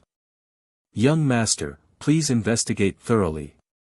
Young master, please investigate thoroughly. The maidservant trembled all over as 2 guards grabbed her by the arms and dragged her along the ground. Her legs kept kicking the ground as she screamed. More than half of the tribe was alarmed. The men and women all came out of their tents and looked in surprise at the young maidservant who was dragged out of the young master's tent. Her clothes were messy and tattered, and a few strips of cloth fell loosely on her body. It was very difficult to cover her snow-white skin. The women gathered together and curled their lips in mockery as they coldly looked at the pitiful woman being escorted to be executed. What an idiot, daring to seduce young master. She deserves to die. Isn't that so? Everyone knows that young master is notoriously picky and hard to serve. She actually deluded herself into thinking of flying to the top. Simply laughable. The moment the head fell, the woman's screams and cries also disappeared. ACI stood in the tent with his hands on his hips, his cold gaze falling on the other maidservant who was kneeling on the ground with her head bowed. She was trembling and didn't dare to say a word. What's your name? Gu. Guing. ACI coldly stared at the maidservant named Guing. You also think that this young master is cruel, heartless, and unreasonable. Guing hurriedly shook her head, but her trembling shoulders had already revealed the deep fear in her heart. What are you waiting for? Come here and continue applying medicine for me. ACI retracted his cold gaze and turned around to sit on the edge of the bed. Guing hurriedly crawled a few steps forward. Without looking sideways, she stretched out her hand to apply the ointment. Women. The next time we meet, this young master will definitely conquer you. Definitely. Assie's wolfish eyes narrowed slightly as he lowered his head to look at the maidservant who was applying ointment on his chest. That extremely aggressive gaze made Guying's heart tremble slightly. She steadied her wrist with all her might and continued to apply medicine to the youth without losing her patience. My Joe's section break, I've long heard that Shishia Valley's scenery is extremely beautiful. Now that I've seen it today, it truly lives up to its reputation. Before Murong Sun could finish speaking, she saw that female ghost faction disciple who brushed past them reach out at lightning speed to grab her youngest disciple's face.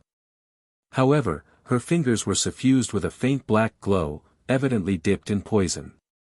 How could her youngest disciple's face be fine after this grab? She was simply too audacious. Murong Sun was about to explode. The ghost faction female disciple's sudden grab didn't cause the little stoic to panic in the slightest. She extended her palm even faster than the Ghost Faction female disciple and circulated some mystic energy around her palm to block the Ghost Faction female disciple's grab.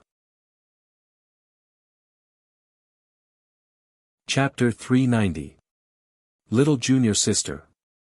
Everyone cried out in surprise because they could see that this female disciple's cultivation was not low.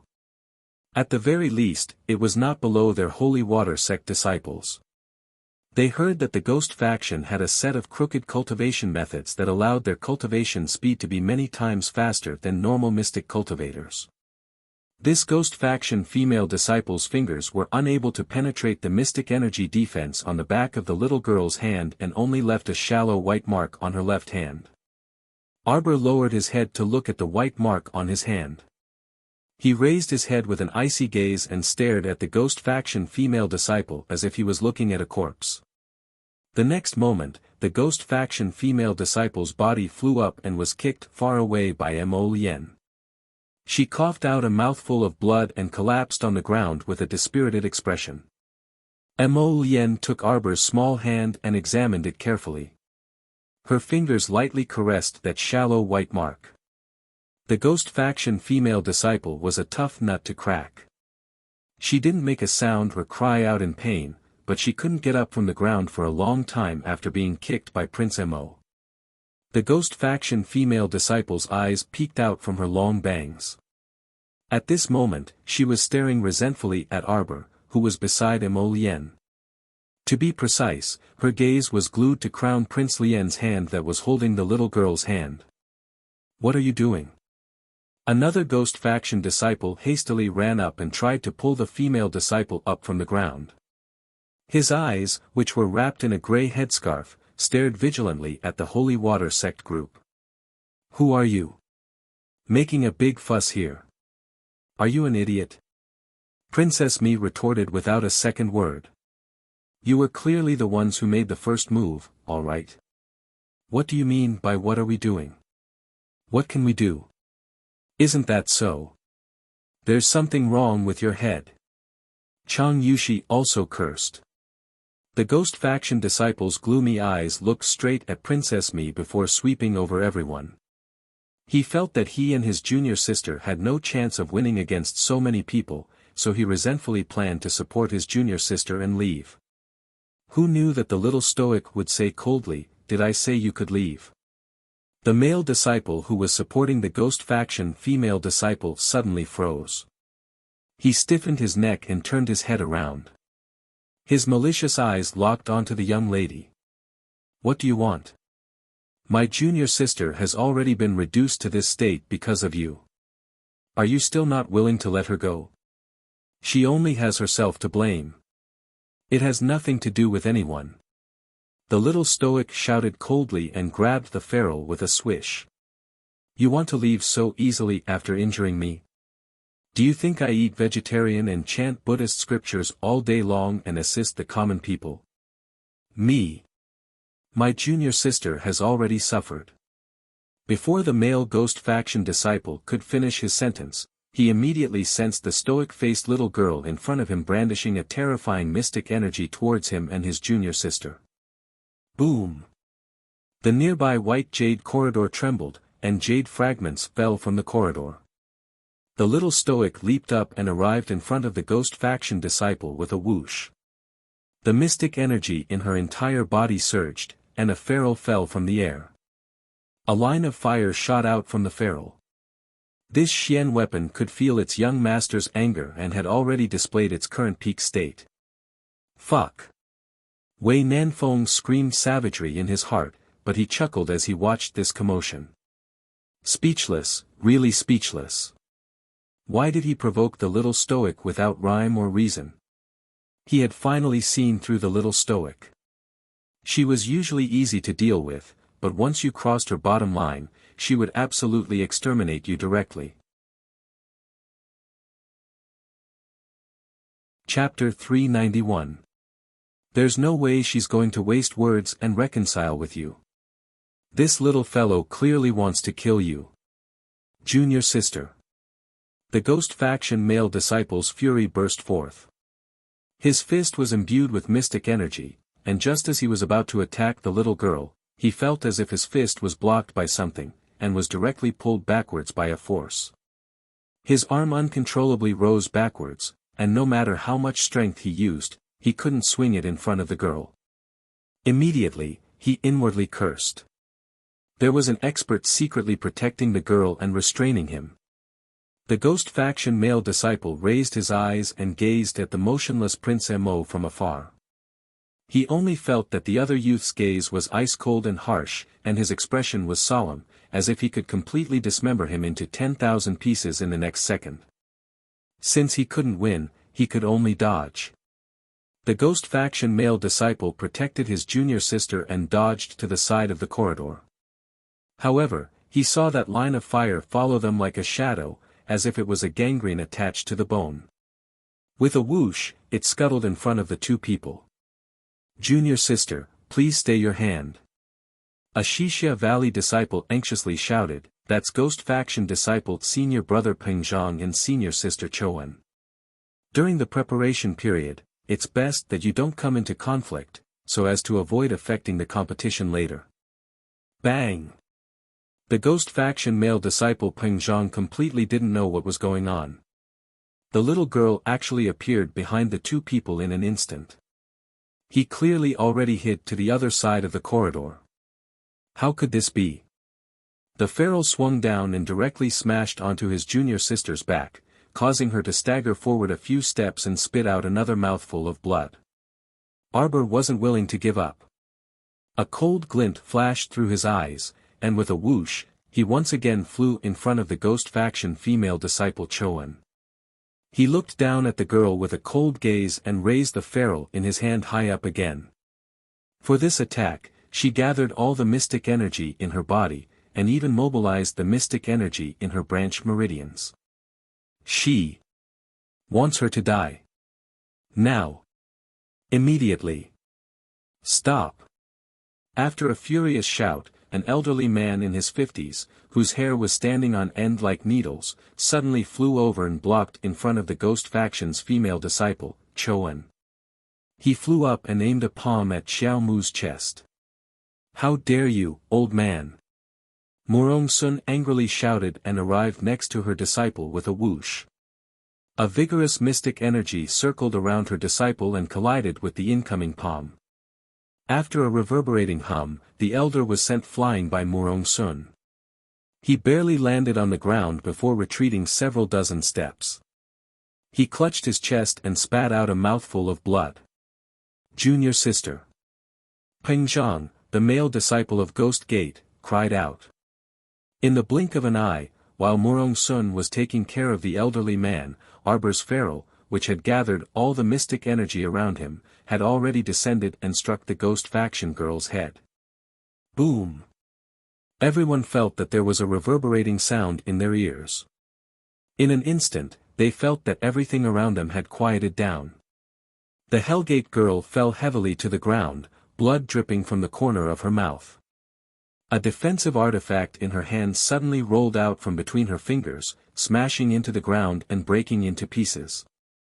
"Junior sister. Junior sister." Peng Zhang's voice trembled as he called out a few times in fear. Cough cough, cough cough. Blood continuously spewed out of the ghost faction girl's mouth, and there were fragments of her internal organs mixed in the blood. It was truly a ghastly sight. Wuxia Valley's disciples were already stupefied. They stood there stupidly and blankly stared at the little girl who was hovering in midair with cold and expressionless eyes. Chapter 392. She's actually not dead yet. Her life is quite tenacious. Arbor snorted, and a mystic guiding talisman matrix abruptly floated around him. A mystic guiding talisman matrix could gather all the mystic energy in the valley's surroundings to the greatest extent and continuously replenish it into one's body. This was truly wondrous in battle. However, this mystic guiding talisman matrix made from intermediate-level yellow talismans could not last for a long time, only 15 minutes. Right now, an endless stream of mystic energy was currently replenishing the mystic energy emptiness caused by Arbor's attack just now. Seeing that the little fellow's body was once again surrounded by mystic energy and his robes were fluttering, everyone stared with their mouths agape and tongue-tied. The two Wuxia Valley disciples wished for nothing more than to faint immediately. Oh my heavens! Where did this ruthless little devil come from? She used a defensive barrier to block half of that attack, but now she thinks she's not completely dead yet and wants to attack again, right? The Wuxia Valley disciples were already cursing the two Ghost Faction disciples to the bone in their minds. If it weren't for that female Ghost Faction disciple suddenly attacking someone else, how could there be so much quarreling?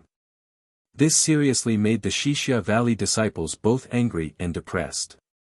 Since this happened in their valley, even if Master did not blame them, they still failed in their duties after all. They failed to satisfy the guests and even started fighting. Suddenly, stop! A dull middle-aged man's voice abruptly rang out. The two Wuxia Valley chief disciples nearly cried tears of joy. Master! Stop again. Why was it so annoying? So long-winded. Arbor narrowed his eyes. His mystic energy had already reached a critical juncture, and the ferrule in his hand emitted a jet-black light again, ready to strike after accumulating power. Let's see if you can still die this time. Let's see if you still have a defensive barrier to block it. Peak Master Murong. This little miss, please show mercy. A person who hurried over abruptly moved to Murong Sun and Arbor's side and cupped his fists in salute. This humble one is Wuxia Valley's Valley Master, Luo Jinyang. Greetings to the three Peak Masters. Valley Master Luo hastily saluted Murong Sun and the others with a faint smile on his refined face. May I ask everyone to stop for this Valley Master's sake? What's going on? At this moment, the leader of the Ghoul faction this time, Elder Guebubu, rushed over with 30 disciples. Seeing Choan lying on the ground in such a miserable state, Ghost Surf immediately roared, "Who did this?" Although he was shouting angrily, his furious eyes were firmly nailed onto the little stoic's face. It was obvious that this young girl suspended in midair with a black mystic weapon in her hand was the main culprit. "You're blind." The little stoic uttered coldly, a sharp, murderous intent concealed in her eyes. Ghost Surd was furious. He pointed at Arbor. "You little brat, you're too bold. Don't point your finger at my disciple. Just what is it? Go up and ask your disciple yourself." Murong Sun was furious. "Peak Master Murong, Elder Goe.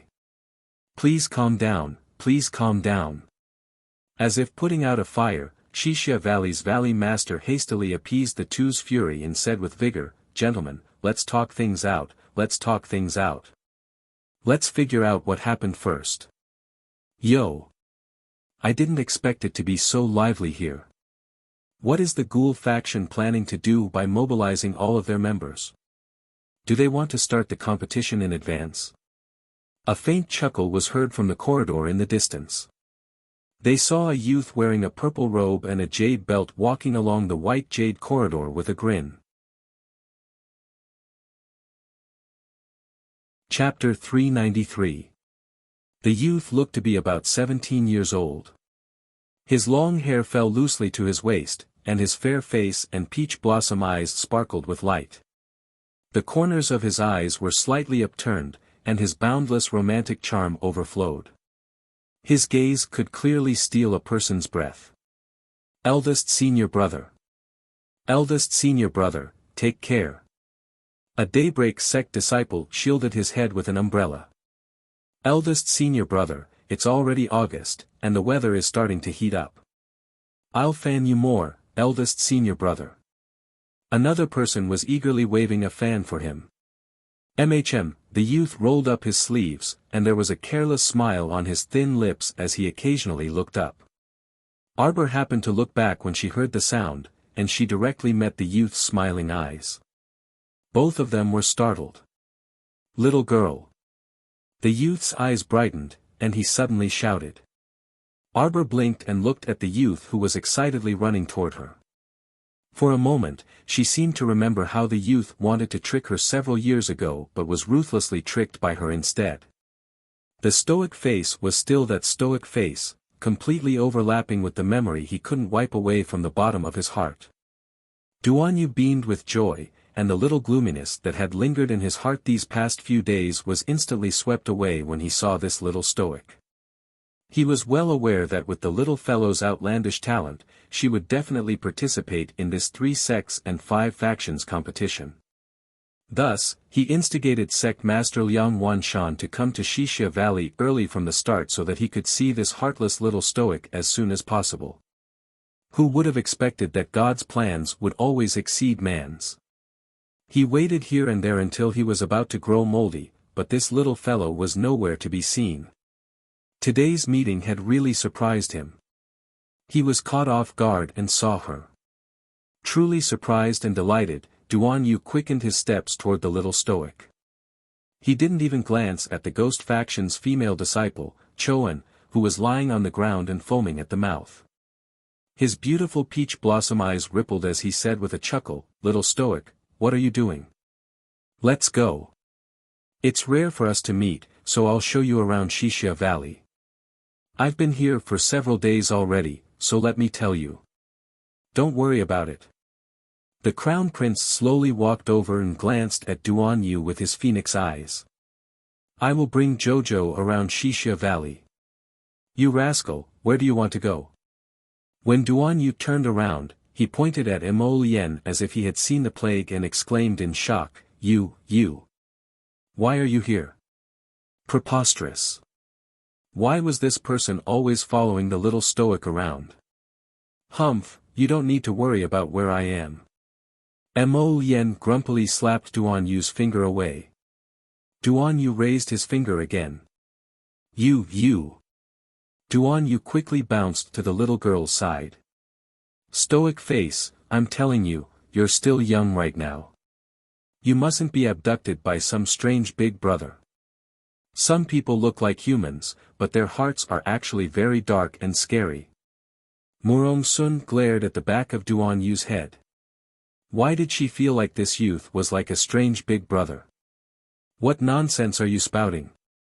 Peak Master Murong is here, don't you see her? Mo Lien timely stabbed Duan Yu with a soft knife. Only then did Duan Yu see Murong Sun's ladylike face. He quickly wiped away his mischievous smile and solemnly walked up to greet her. Greetings to Peak Master Murong. Disciple Duan Yu, Daybreak Sect's chief disciple. Chapter 394. While Duan Yu met up with the little girl and ran to exchange pleasantries with Murong Sun, Ghost Surd had been standing on the side with a dark expression for a long time.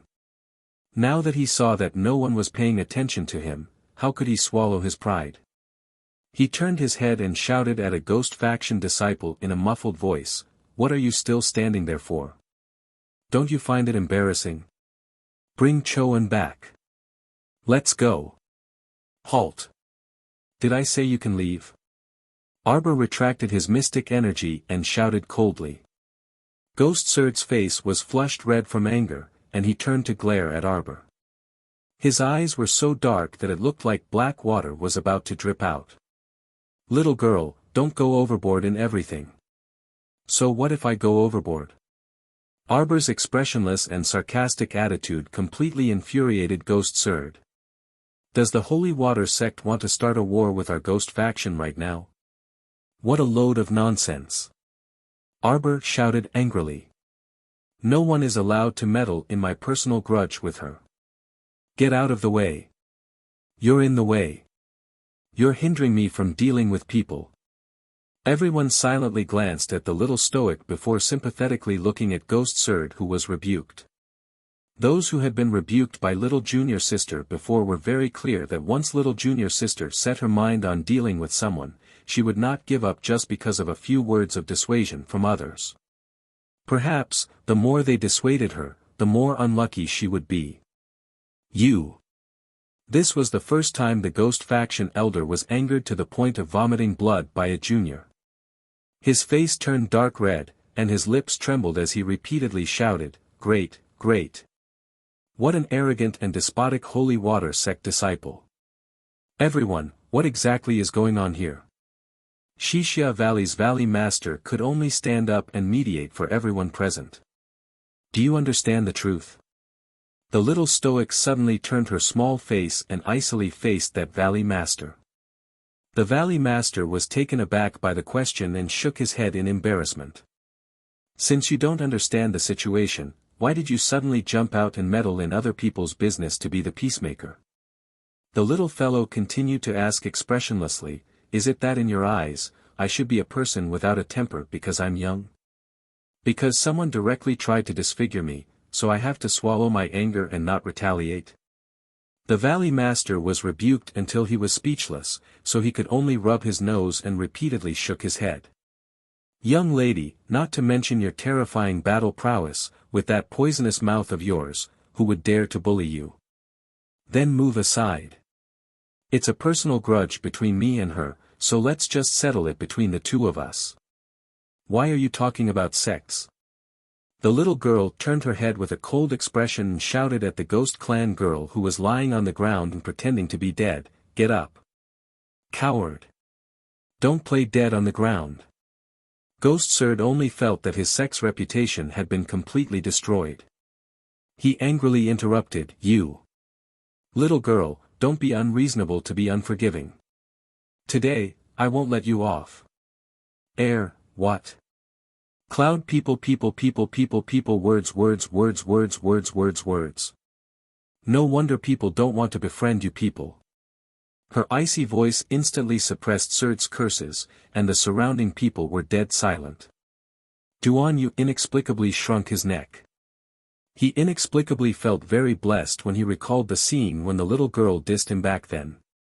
Now it appeared that the little girl had indeed been merciful when she dissed him back then. Looks were still useful. Surt Ghost pursed his lips, feeling both vexed and angry. He also bore a grudge against the Ghost Faction disciple, Choan, who was lying motionlessly on the ground. Chapter 395. If it weren't for this person's brainless actions, how could the sect be humiliated like this? He really wanted to dump this burden and quit, letting this brainless female disciple Choan resolve this problem herself. But as the sect elder leading the team, how could he be willing to make his sect disciple back down in front of others? Otherwise, wouldn't he lose even more face? Surt's face was gloomy as he stared at the little stoic. "You said Choan attacked you.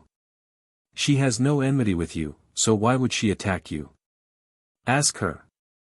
She's the one who attacked, not me. Your question is rather funny." Arbor's cold gaze swept over him. "Choan, speak. Why did you attack? You don't need to be afraid with the elders here. Did someone threaten you to do something that would harm the sect, so you attacked in anger?" Surt's words elicited a light chuckle. "Elder Ghost, why don't you set up a stall in a tea house and be a storyteller?" Yang Shiro mocked. Choan lay on the ground without moving, as if she had already merged with the earth. Surt was so angry that he wished for nothing more than to lift her up and slap her twice. He had already paved the way for her, but this idiot actually didn't climb down the pole. This made his old face flush red, and he couldn't back down no matter what. "Just take it that my Ghost Faction disciple is in the wrong. But you've punished her and hit her before. Choan is currently heavily injured, so you should have vented your anger." "I haven't," Arbor replied coldly. The surrounding melon-eating crowd naturally had speechless expressions. Duan Yu's mouth twitched, but Mo Lien chuckled, "His darling's angry expression is so adorable. Look at how sincere her words are, choking Elder Ghost to death with one sentence." At this time, more and more people gathered. The Heavenly Tao sect, Daybreak sect, and Purple Firmament faction disciples who had already arrived at Wuxia Valley and were waiting for the competition all came to watch the show after hearing the news. When they heard that the Ghost Faction's elder was attacked by a Holy Water sect disciple, they all wanted to come and see what the situation was. It was one thing for the Purple Firmament Faction disciples to have never seen the little Stoic. Situ Yi, Shang Kuan, and the others who were once familiar with the little Stoic couldn't help but twitch their mouths when they saw the little Stoic. They were still wondering who was insulting them, but it turned out to be their Stoic little junior sister whom they hadn't seen for many years. How did the people of the Hellgate provoke this little fiend? What else do you want? You're not injured at all. Why are you holding on to my sect's disciples and not letting them go? Elder Ghost's face and ears were red. His head was probably about to be filled with blood. The little Stoic extended her small, fair hand in front of the Ghost Faction's elder. Everyone's gazes fell on her little paw. It was white and tender, small and delicate, and a little chubby. It was a very pretty little jade hand. Do you see this white mark? She left it behind. She injured me. The little Stoic said resolutely. The surrounding crowd fell to the ground in unison. Their faces all revealed expressions of wanting to laugh but holding back their laughter. Oh my God, this little Stoic was so shocking. That white mark on her little jade hand was so faint that it could be ignored. Attacking me for no reason and injuring me, she deserves to die, Arbor said coldly. How pitiful was her ruined body in her previous life. No one knew better than her how much she valued her body and skin. She didn't wish for it to receive even the slightest bit of injury again. Chapter 396. The reddish-purple face of the Ghoul sect elder began to change again, gradually becoming darker and darker. Choan! Get up! Ghost Surd angrily roared and kicked Choan, the female disciple sprawled on the ground. Elder! Junior sister is heavily injured and can't stand up by herself. I'll help her up. Peng Zhang hastily walked up and used his strength to help Choan up from the ground. Choan lowered her head and didn't make a sound. Her breathing was weak as she leaned against Peng Zhang. Only one eye peeked out from under her bangs, emitting a faint light. Take her away. The Ghost Faction elder angrily shouted, I'd like to see who dares to block our path. Bite him. Arbor pointed at the condescending Ghost Faction elder. A snow-white and sturdy snow leopard pounced out from behind the crowd without any explanation. It pounced forward and caught the Ghost Faction elder off guard, pinning him to the ground. Its sharp teeth suddenly bit the elder's left hand, causing him to scream in pain as his eyes bulged out of their sockets. Ah! This is little junior sister's mystic beast. A Daybreak sect disciple exclaimed in shock. Little junior sister has such a valiant mystic beast, so what's the point of competing? She'll lose for sure. Even Elder Ghost can't withstand a bite from this mystic beast. Are you blind? Can't you see that little junior sister's cultivation is only level 8? That's right. But how can a level 8 mystic cultivator summon a mystic beast? Everyone was talking at once, so how could they care about the Ghost Faction elder's wretched screams? Ah! Elder Ghost circulated a wave of mystic energy and mercilessly smashed the snow leopard's head. Unexpectedly, the snow leopard understood human nature and tilted its head to dodge. At the same time, it raised its sharp claws and slapped him across the face. Elder Ghost's face was bruised on the spot, and 3 glaring claw marks appeared on his face. Shixia Valley's Valley Master was dumbfounded as he watched the increasingly intense farce in front of him. He opened his mouth and looked at Murong Sun pleadingly. Peak Master, please be magnanimous. If the Ghost Faction elder suffers any injuries in Shixia Valley, I can't bear the responsibility either. Murong Sun glanced at him. Valley Master, it's just a personal grudge. Why do you have to interfere and cause trouble for yourself? Shixia Valley's Valley Master couldn't help but smile bitterly. He knew that he couldn't persuade him anymore. What do you want?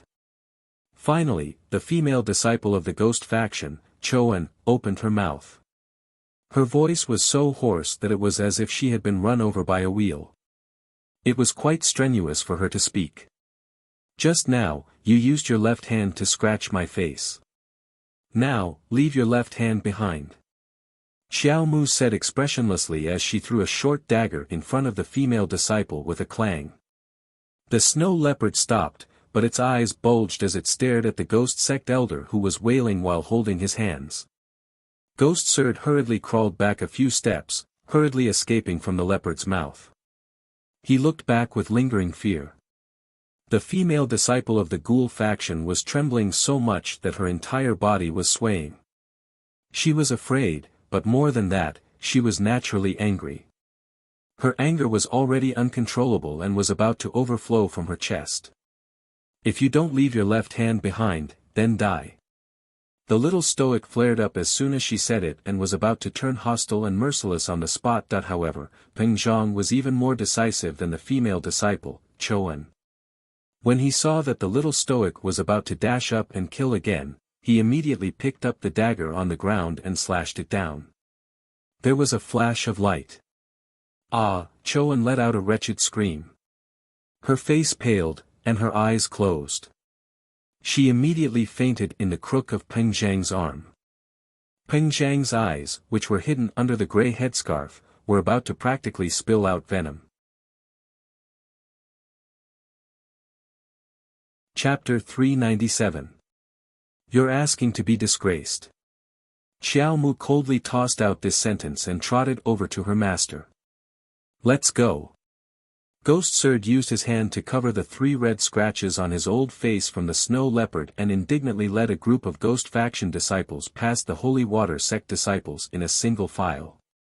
Every ghost faction disciple fiercely glared at the holy water sect disciples with a fiendish gaze. Our rest time was delayed by some meaningless people. Let's also go. Mo Lien stepped forward and held the little fellow's hand with a smile. Am I easy to bully? Our dear Xiao Mu suddenly looked up and asked softly. Before Mo Lien could answer, Wei Nanfeng, Princess Mi, the Holy Water sect disciples, as well as the Daybreak sect, Heavenly Tao sect, and Violet Firmament faction disciples watching from the side, all madly shook their heads in unison. They completely disagreed with the little stoic's words. You're easy to bully, haha. You're easy to bully. This was the funniest thing they'd ever heard. Then, why did that person suddenly want to scratch my face? The little stoic couldn't figure it out. I keep feeling like her gaze on me had a deeper meaning.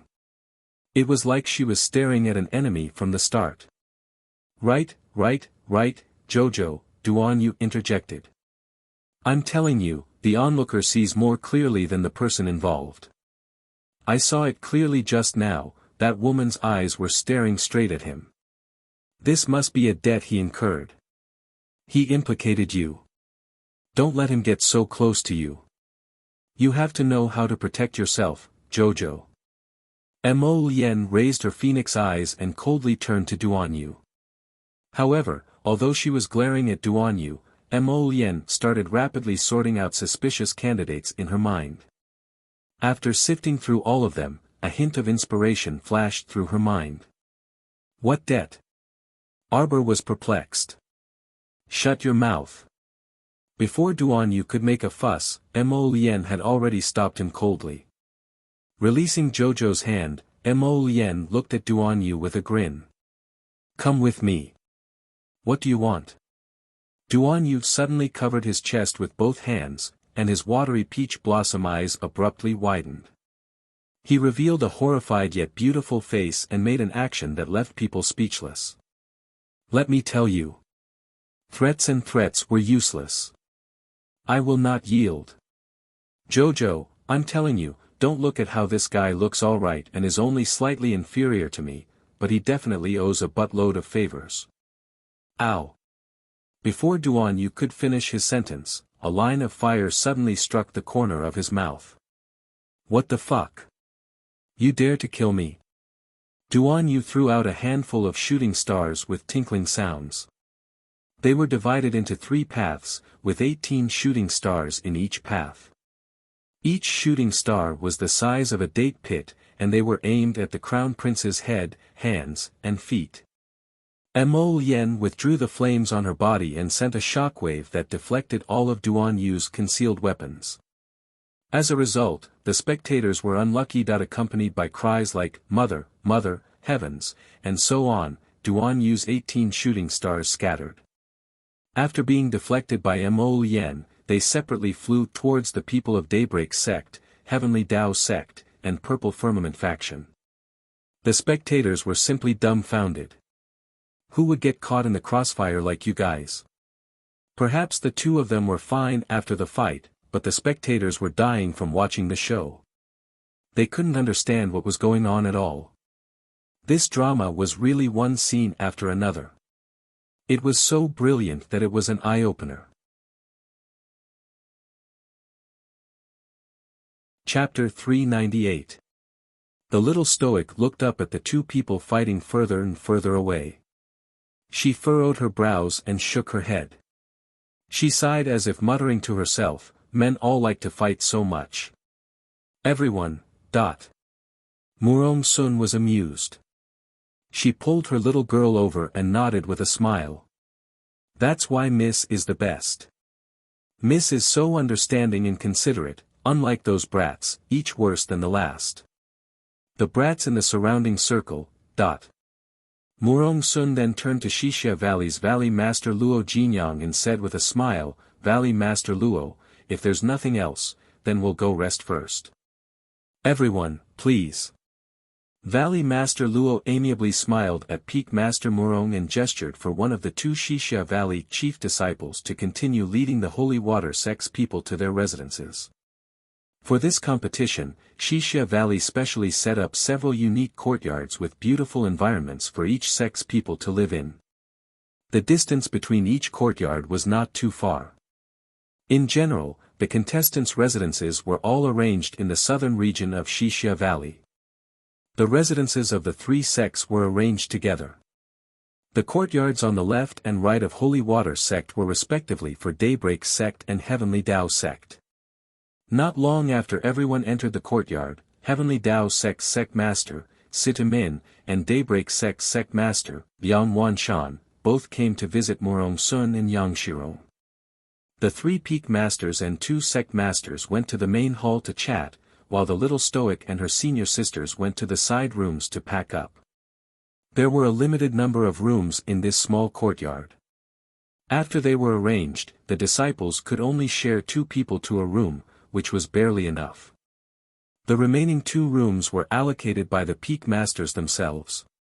When Doya heard that she had to live with someone else, she immediately pounced over and hugged the little Stoic's arm, shouting with all her might, little junior sister, let's live together."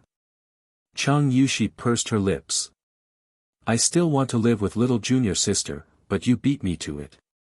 Doya playfully stuck out her tongue at Chang Yushi before dragging the little Stoic's left arm towards a small side room. "Little junior sister, do you want to sleep inside or outside?" The carriage stopped at the picturesque entrance to Xixia Valley. A gray-haired, hunchbacked, limping elderly man in his 60s walked out of the carriage. He covered his mouth with a handkerchief and coughed heavily. "Lord Lu." The retainer hurriedly reached out to support his withered left hand. He bowed his head respectfully and said, "My lord, you've overworked yourself these past few days. Please take care of yourself." Lu Yizhi waved his hand at his retainer and didn't say anything. Instead, he continued to walk towards Xixia Valley's entrance with his stooped body. "Who is this guest?" A female disciple guarding the entrance of Xixia Valley was slightly taken aback, and then she very politely saluted the elder. Cough, cough, cough. Lu Yizhi took out an invitation from his sleeve and handed it over. The female disciple cupped her fists and bowed, "So you're a guest elder of the Ghost Sect." "Greetings, Your Honor. Your Ghost Sect group has already moved into the 4 southern courtyard, I'll get someone to lead you there." Cough, cough, cough. "Many thanks." The old man replied in a hoarse voice. The retainer supported Lu Yizhi, and the two unhurriedly followed behind the Wuxia Valley disciple who was leading the way. After walking for a distance in the boundless sea of flowers, the retainer lowered his voice and asked, "Sir, we came here this time just to see that Miss Chiao." "Actually, sir, as long as you secretly send someone." The hunchbacked elderly man coughed several times and raised his head to glance coldly at the retainer. The retainer immediately stopped speaking and lowered his head. Chapter 399. Lu Yizhi walked very slowly with a hunched back. He glanced at the Wuxia Valley disciple leading the way in the distance and coldly said, "Did you forget that the group of people you sent out didn't even enter Shijiao City's Chiao family's courtyard?" The retainer hung his head even lower in shame. "It's better to wait and see. Don't be too ostentatious." The elderly man coughed several times in succession before grabbing the retainer's arm and having him speed up to catch up with the Wuxia Valley disciple in front. When the two people passed by the second southern courtyard, they stopped and glanced inside the courtyard. The Wuxia Valley disciple hastily said, "The first to third courtyards are where the three sects are located. The Holy Water sect's disciples live in the second southern courtyard." Cough, cough, cough. Lu Yizhi nodded while coughing while clutching his handkerchief. His pensive gaze was fixed on the entrance to the Holy Water sect's courtyard. He stared for a while before saying, "I heard that there's a spring on the Holy Water sect's snowy peak that releases water all day long. The water is clear and free of impurities, so it's named the Holy Water Spring." Cough, cough, cough. "It can even increase the mystic energy in the disciples' bodies, so it's named the Holy Water Sect." The Wuxia Valley disciple nodded with a smile. This disciple has also heard that the Holy Water Sect has more than 800 disciples. "I heard that they were all selected to enter after passing the Holy Waters test." Lu Yizhi nodded with a smile. Suddenly, he saw the courtyard's door open. A delicate and pretty girl in a red short-sleeved shirt walked out while dragging another little girl in plain clothes with a face as cold as snow. The red-clothed girl couldn't help but be startled when she saw the people standing outside the door. She subconsciously took the little girl's hand and glanced at the Wuxia Valley disciple with vigilant and suspicious eyes. "What are you standing here for?" "Little junior sister, please don't misunderstand. This is the Ghost Faction's guest elder. I'll bring them to the Ghost Faction's courtyard." The Wuxia Valley disciple nodded at the two with a kind smile. "Oh." Doya nodded and turned to say to Arbor, "Little junior sister, let's go. When I came in, I saw a pavilion with a pretty good view. I'll bring you up there to take a look." Arbor nodded and abruptly turned her head. A trace of severity shot out of her eyes and shot directly at the elderly retainer who was peeping at her. The attendant was shocked. Cold sweat was about to drip down from his forehead. "You're up to no good." Arbor was very sensitive to people's auras. Ever since her rebirth, she could tell at a glance who was friendly to her and who was hostile to her. Lu Yizhi's heart skipped a beat, and he hastily tugged at his retainer. He turned around with a stifled cough and gave the little stoic and unsightly smile. "Little miss, cough cough cough, you're thinking too much. We've never met before, so why would I, cough cough, harbor ill intentions towards you? Hellgate?" The little girl raised her voice slightly.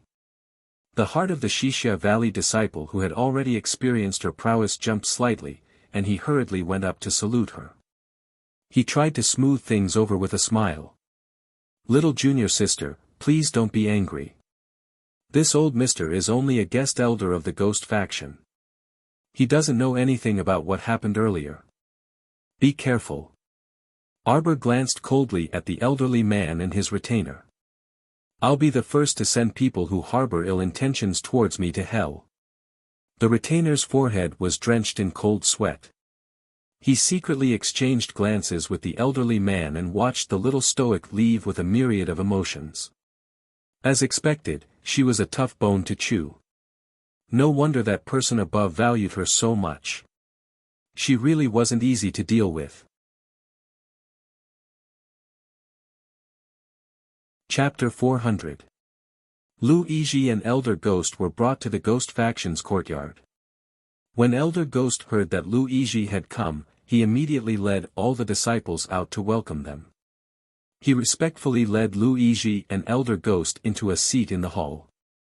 This old man heard that you guys, cough, cough, cough, got into a conflict with a girl from the Holy Water sect and even lost face. Ghost Sir hastily bowed and begged for forgiveness. Sir Lu, why we were wrong. We disgraced the estate lord. Humph. Lu Yizhi waved his hand and said disdainfully, with your lowly cultivation, don't say you're the estate lord's subordinates after you leave. Ghost Sir didn't dare to speak. He and the other Ghost faction disciples hung their heads and stiffly listened to Lu Yizhi's reprimand. Your Ghost faction investigated the matter this old man instructed for 3 years, but there was no news at all. Sir Lu, that holy water sect is located far above the snowy peaks and has a single environment, so it's difficult to sneak in. 2 years ago, we also sent 2 female disciples to sneak in, but they didn't pass that so-called holy water test.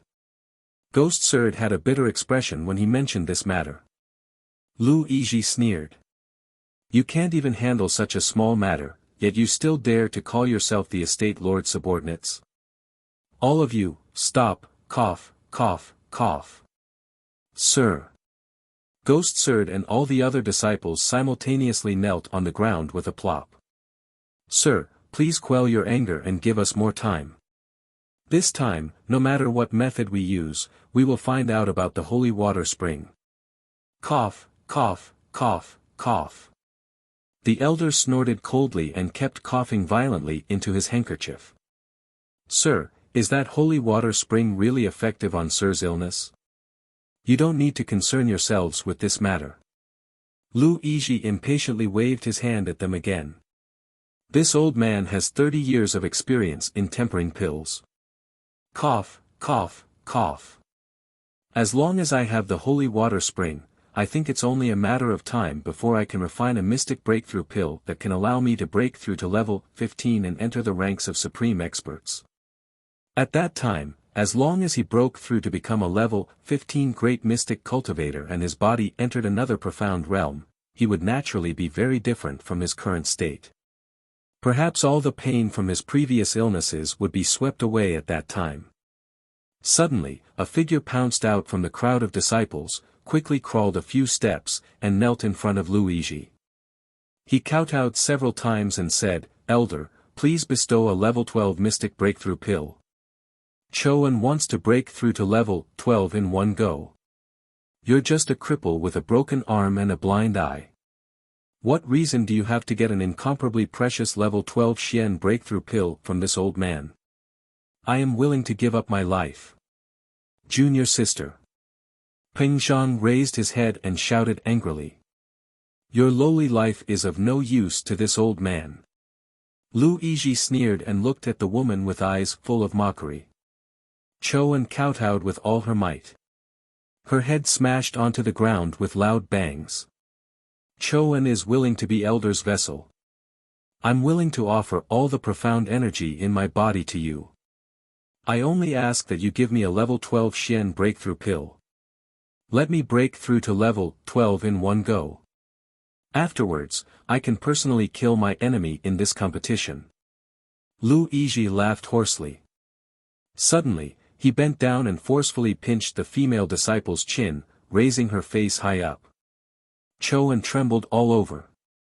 Your face was slowly mended by me needle by needle back then.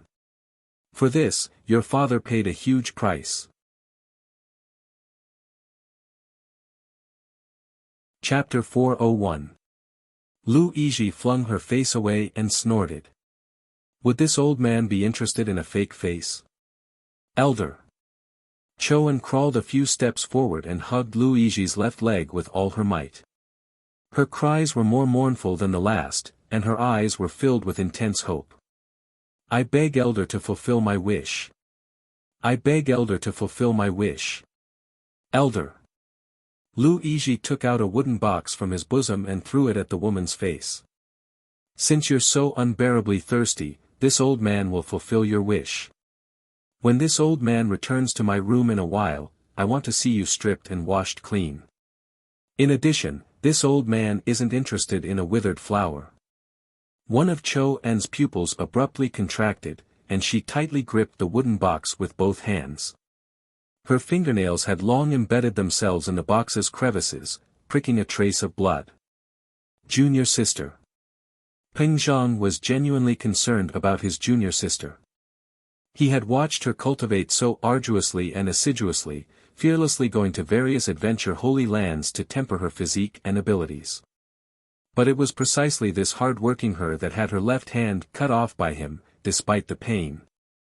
Now, in order to beg for a mystic breakthrough pill, she was willing to degrade herself and betray herself, willingly serving that ugly elder who was even older than her grandfather. Ah! Peng Zhang burst out with a loud yell, and then he was forcefully held down by the two disciples around him. Junior sister, you can't do this. Junior sister, junior sister. The two disciples firmly covered Peng Zhang's mouth with their hands, preventing him from making any more sounds. Peng Zhang struggled on the ground, and his pair of eyes peeked out from under the grey cloth, bursting with heartache and anger.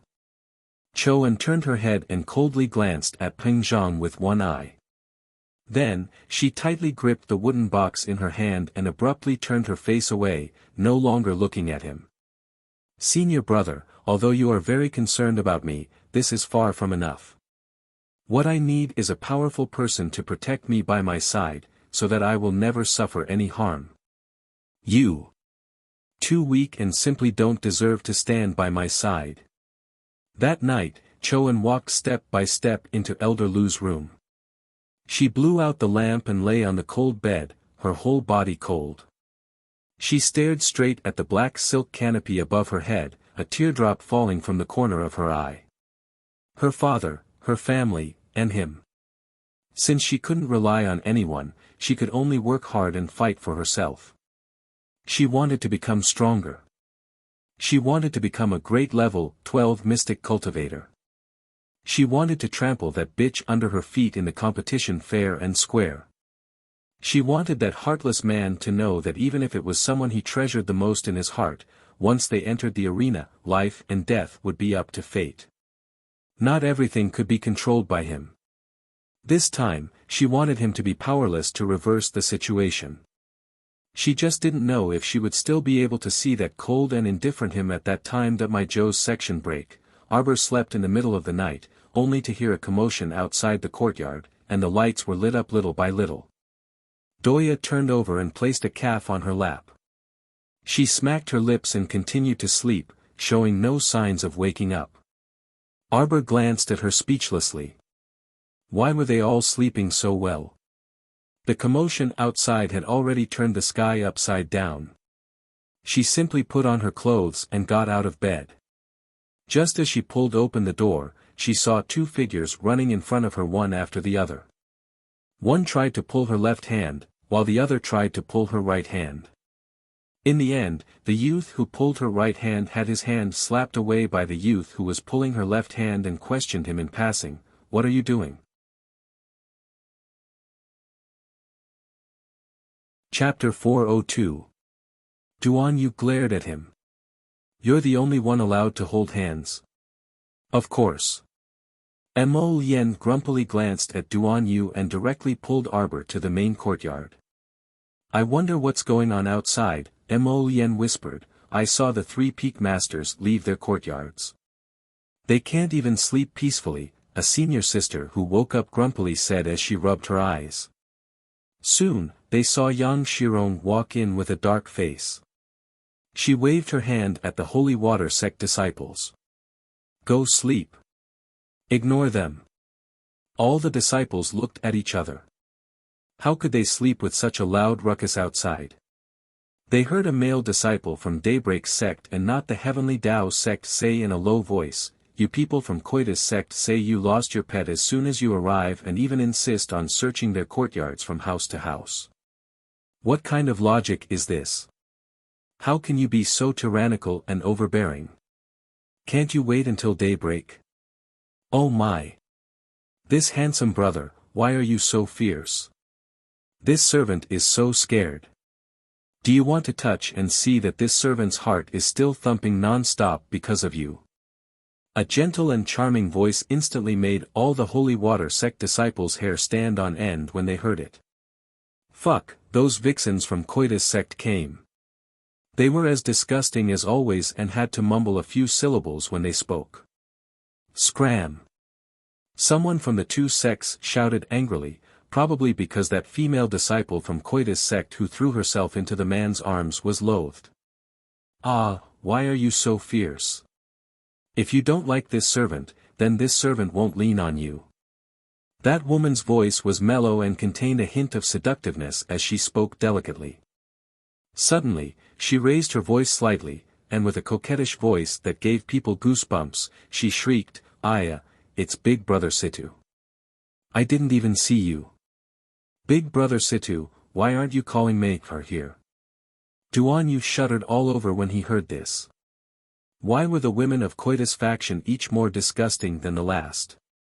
He had to hurry and look at his little stoic more often to wash his eyes and make himself feel better. Yang Shirong's expression turned even uglier. She waved her hand at the disciples and said, Don't worry about it. Go back to your rooms. The little stoic silently turned around, wanting to listen to second Aunt Master and return to her room to be a very obedient child. However, the speed at which they stirred up trouble was completely out of your expectations. With a thud, the door to the second southern court, where the holy water sect temporarily resided, was kicked to the ground. When Xiao Mu turned around, she saw Situ Yi, that handsome youth with sword-like eyebrows, bright eyes, and graceful features, hastily fleeing behind her and Mo Lien as if he was being chased by a ghost. Aya, brother Situ, don't run. You're making me so nervous. The little stoic got a clear look at that girl called Mei, her. Her figure was rather impressive under her bright yellow dress. At first glance, she really did have a surging something, and her slender waist couldn't be held in one hand. She was a peerless beauty, but she had a gaudy temperament. Situ Yi hid behind the little stoic and Mo Lien. He shook his body and fiercely rubbed the fine goosebumps that protruded from his arms. He really couldn't take it anymore. Duan Yu was dumbfounded. He didn't expect things to take such a sudden turn for the worse. He was just about to find a place to hide, but it was already too late. Mei was originally pouncing at Situ Yi, but when she suddenly saw Duan Yu and Mo Lien after pouncing to the side, she was instantly stunned and screamed with a handkerchief stuffed in her mouth. Chapter 403. Duan Yu jolted in fright and simply subconsciously shrunk behind the little stoic. Mo Lien, on the other hand, wasn't that cowardly. She instinctively leaned closer to the little stoic and tightly grasped the little girl's small hand. Just as Mei was about to pounce forward, the stoic face raised her leg and kicked Mei's stomach under everyone's twitching mouths, sending her flying. Well done. Duan Yu and our dear Situ Yi both gave the little stoic a thumbs up in their minds. Heavens, they only felt that if their limbs touched that woman from Coitus faction, they would feel very dirty and uncomfortable. The little stoic blocked evil spirits and blocked wind and moon. The stoic and icy face was simply an invincible basin of cold water that could drench people from head to toe and chill them to the core. Why are you making a fuss in the middle of the night? Can't you let people rest? Wei Nanfeng sleepily walked in, followed by Bailey Shi and Princess Mi Chi Mei. Struggled to crawl up from the ground, her pretty face already flushed red from anger. She turned around and stormed to Arbor, shouting angrily, Who are you? You stink to death. Stay away from me. The little stoic's face was frigid, and she directly reached out to sweep away the fragrant breeze drifting to her nose. Duan Yu and Situ Yi nodded repeatedly. As expected, the little stoic could do what others couldn't. She directly rebuked Chi Mei's face with her words. You. Seeing that Chi Mei was about to get into trouble, Xixia Valley's valley master, who had hurried over, shouted angrily as if putting out a fire, Stop. Miss Chi, didn't this valley master already send people to escort you back to your courtyard? Why are you still causing trouble in the second southern court? You came late enough today and shouldn't have disturbed other people's rest. Chi Mei stomped her feet and her small face was covered in tears. My little pet swam away. It has a very strong poison. I was worried about everyone and was afraid that it would hurt others. That's why I ordered a group of senior and junior sisters to search the courtyards.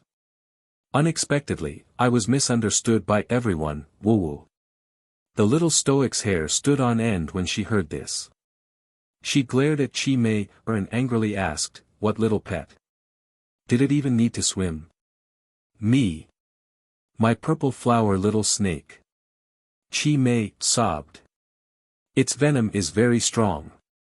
If I'm not careful and get bitten, I won't be able to save that person.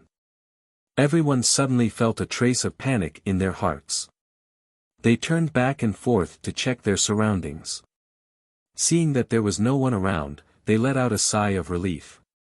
Suddenly, a peal of laughter was heard from inside the room, and Morong Sun strutted out in a brocade gown. She held a thin rod in her hand and held a small snake that was slightly charred. She smiled at the person behind Chi Mei and said, Old witch, long time no see. I didn't expect to be given a ration as soon as I arrived. It wasn't easy to get some food these days. Thank you, old witch. It's quite crispy and delicious when roasted. Do you want a bite too? Everyone was dumbfounded. Peak Master Murong had actually roasted and eaten an extremely poisonous snake from the Joyous sect. He was truly a powerful person. An old woman's face with drooping wrinkles slowly appeared in front of everyone. Only then did everyone clearly see that the Joyous sect's faction master, Granny Witch, had also come. They heard that when Granny Witch was young, her figure was bewitching and voluptuous, and her beauty was out of the ordinary. Countless sect disciples prostrated themselves before her, but she used them all as vessels to absorb them one by one. Chapter 404. Later on, Granny Witch seemed to have offended someone, causing her appearance to be completely disfigured, resulting in her current ghastly appearance. However, no one knew what kind of grudge she had with Morong Sun for her to arrange for her disciple to cause such a farce as soon as she arrived at Shixia Valley. Morong Sun ate that purple-flowered snake with relish, but Granny Witch's wrinkled old face had already scrunched up into a ball. It could be seen that the old woman was very angry at this moment. She turned to her disciple, Chi Mei, and fiercely shouted, Don't you find it embarrassing? Come back. Feeling wronged, Chi Mei walked behind Granny Witch with small, quick steps. Her beautiful eyes were filled with shyness and timidity as she swept her gaze over the outstanding youths. Morong Sun, long time no see. When Granny Witch opened her mouth, her voice was quite crisp, like a nightingale leaving the valley. The contrast between her voice and her appearance caused people to shudder instead. TSK. It has been quite a while. Morong Sun casually tossed the roasted snake she finished eating to the ground and cheerfully examined Granny Witch's sagging and wrinkled old face. Old Witch, your face seems to be a bit more wrinkled than it was a few years ago. Everyone could see that Granny Witch's face twitched slightly. Presumably, her mood was not as calm as she appeared on the surface. Perhaps she already wanted to butcher Peak Master Murong and chew on her flesh in her heart. Today, it is this old woman's disciple who has disturbed everyone, Granny Witch said aloofly. This old woman apologizes to everyone here. Mei, let's go. Setting aside Chi Mei, that oddball, the beautiful woman in plain white clothes with only a small beaded flower in her hair behind the old woman was quite different from the red and green senior sisters around her. Her expression was serene, and her eyes were downcast. Occasionally, she would raise her head and look at everyone with a trace of benevolence. This was truly a little white flower that grew out of the mud without being stained.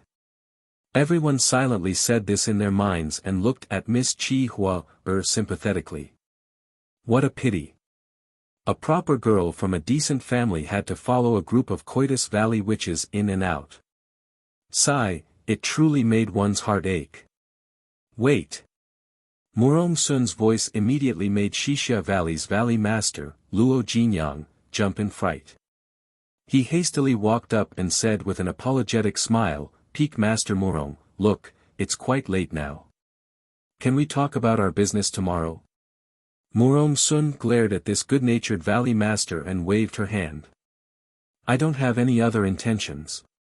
Since the misunderstanding has been resolved, you can leave if you want. However, I don't know which idiot kicked down my front door, so it has to be fixed immediately. Otherwise, no one will be able to sleep. Fix it. All the Holy Water Sect disciples angrily rebuked in unison.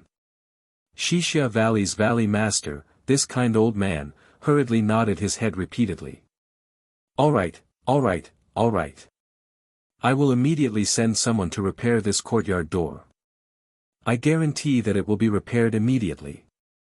Murong Sun glanced at this miserable valley master and harumphed. She quietly grumbled, you're such a busybody. She even wanted the old witch to personally fix the door for her. This good-natured valley master was like a firefighter all day long. Wherever there was a fire, he would pour water on it. The valley master thought to himself, I also don't want to. Who knew that you 3 sects and 5 factions would attack me the moment you see me, and you'd go even further each time. Granny Witch led the group of Coitus sect disciples away resentfully. She was very displeased that she was unable to take Murong Sun and the others down a notch today. Chapter 405. Before parting, that Miss Chi Mei's gaze kept roving over each of the youths. She was reluctant to part with them and found it difficult to tear her gaze away from Mo Lien. The little stoic suddenly raised her arm. While everyone's mouths twitched, a crowgold arrow pierced through the air and shot straight for Chi Mei's shifty eyes. When Chi Mei saw the arrow flying towards her, her soft waist immediately leaned backwards. With a sound, the black gold arrow flew past her face at a high speed. What are you doing? Chi Mei had just straightened her body and was about to curse when she heard another terrifying sound coming from the back of her head. Her slender waist was abruptly grabbed by Granny Witch, and her entire body floated a step to the left. She looked on helplessly as the black gold arrow that she had dodged turned around and shot towards her from the back of her head. If it weren't for Master saving her just now, her head would have been pierced by the crowgold arrow, and her life would have been forfeit. When she thought of this, Chi Mei's entire body started trembling, and her venomous eyes looked at the expressionless arbor who was withdrawing his crowgold arrow. You! Shixia Valley's valley master was simply speechless. He started to regret it. Why did he agree to the 3 sects and 5 factions back then and allow this lousy competition to be held in his valley? Woo-woo, he was a good old man who couldn't refuse other people's requests. He was always smiling all day and was persuaded to nod with just a few words. If he could have stuck to his principles back then and not allowed them to hold this event in the valley, he could have avoided so much trouble from quarreling with each other. Woo-woo. Little girl, you're so young, but your heart is so vicious. Granny Witch frowned and sneered. As expected of a disciple taught by Murong Sun, you're so vicious. Thank you for the compliment. Murong Sun tugged at her lips. Damn girl. How could Chi Mei tolerate this? She angrily pointed at Arbor and shouted, why are you so vicious? The little stoic glanced at her and dryly said, don't stare at me like that. I'll kill people. Everyone. PFT. Wei Nanfeng really couldn't hold back his laughter. Duan Yu and Situ Yi, who were standing behind the little stoic, couldn't help but rub their foreheads. Little junior sister, aren't you thinking too much of yourself? She wasn't even looking at you. Chi Mei was so angry that her face turned red and green. She glared at her and shouted angrily, "Who's looking at you?" "You." The little stoic said matter-of-factly and stretched out two fingers to indicate the direction of their gazes. "You've been staring at me since just now. I don't like the look in your eyes. And your eyes are too ugly. You're drawing like a female ghost. It's better if you don't come out to scare people at night." Not to mention Wei Nanfeng, this idiot, who was unable to control himself from laughing. Everyone else present, including Bailey Shi, who was usually expressionless, couldn't help but twitch their eyebrows when they heard this. Mo Lien, who had been speechless all this while, suddenly lowered her head to look at the little fellow's serious expression. Well, this baby of his was very serious. She really felt that the joyous Union Valley disciple had been looking at her. For some reason, when everyone saw their little junior sister's serious stoic face, they couldn't help but roar with laughter. Murong Sun's mouth twitched, and she lightly coughed to remind the holy water sect disciples who wanted to join the crowd in roaring with laughter. "Your little junior sister is still young, so don't laugh at her."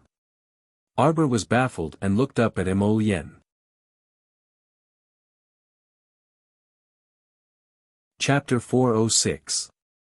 Although she lived to the age of 26 in her previous life, she had never experienced any love affairs.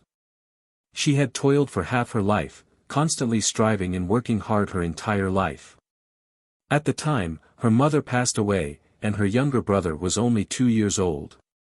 Her father was instigated by her stepmother to bring their family to the Chiao family's main residence in Guanlan City.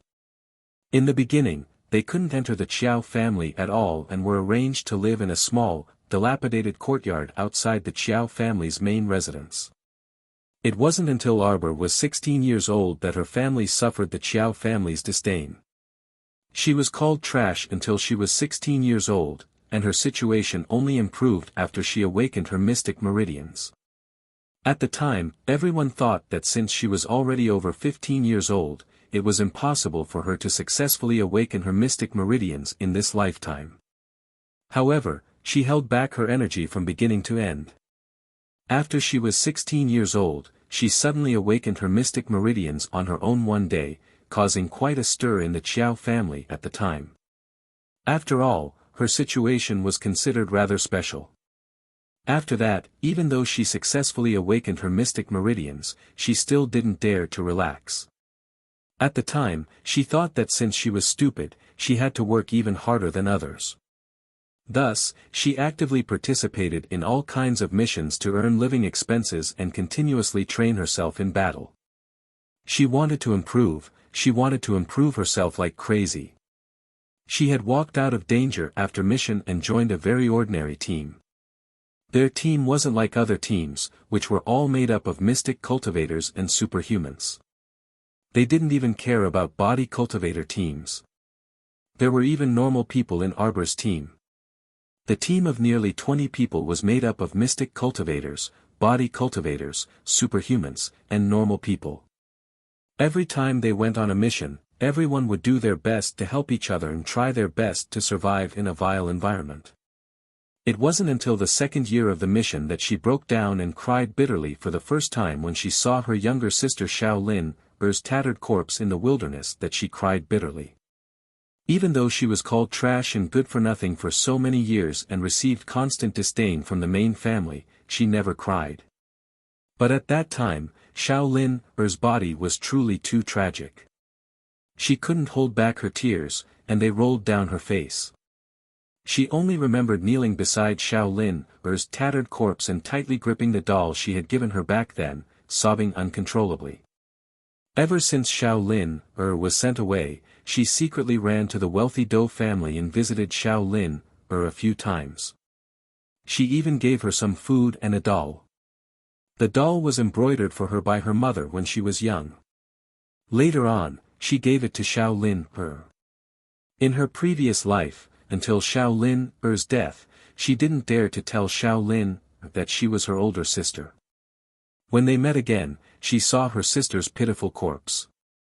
At that time, she had been piecing Shaolin's broken body together piece by piece as if she had gone crazy. She wanted to complete her body so that she could at least leave in one piece. But she couldn't even do that. Xiaolin's body had been left in the forest for too long and had long been gnawed on by wild dogs. She fought madly with the wild dogs and killed them all. Then she held her poor sister and wept uncontrollably. Later on, she realized that just crying was useless.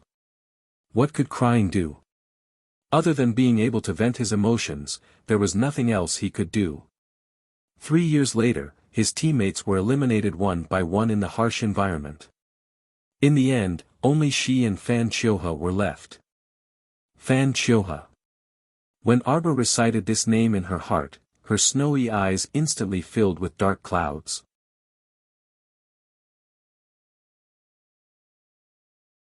Chapter 407.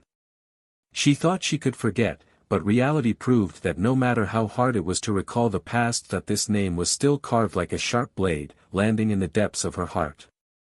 Fan Chioha was a very gentle man. He was 8 years older than Arbor, and he always maintained the appearance of a smiling big brother. He was the eldest son of Guanlan City's Fan family. His birth was very noble, but he was easy to get along with.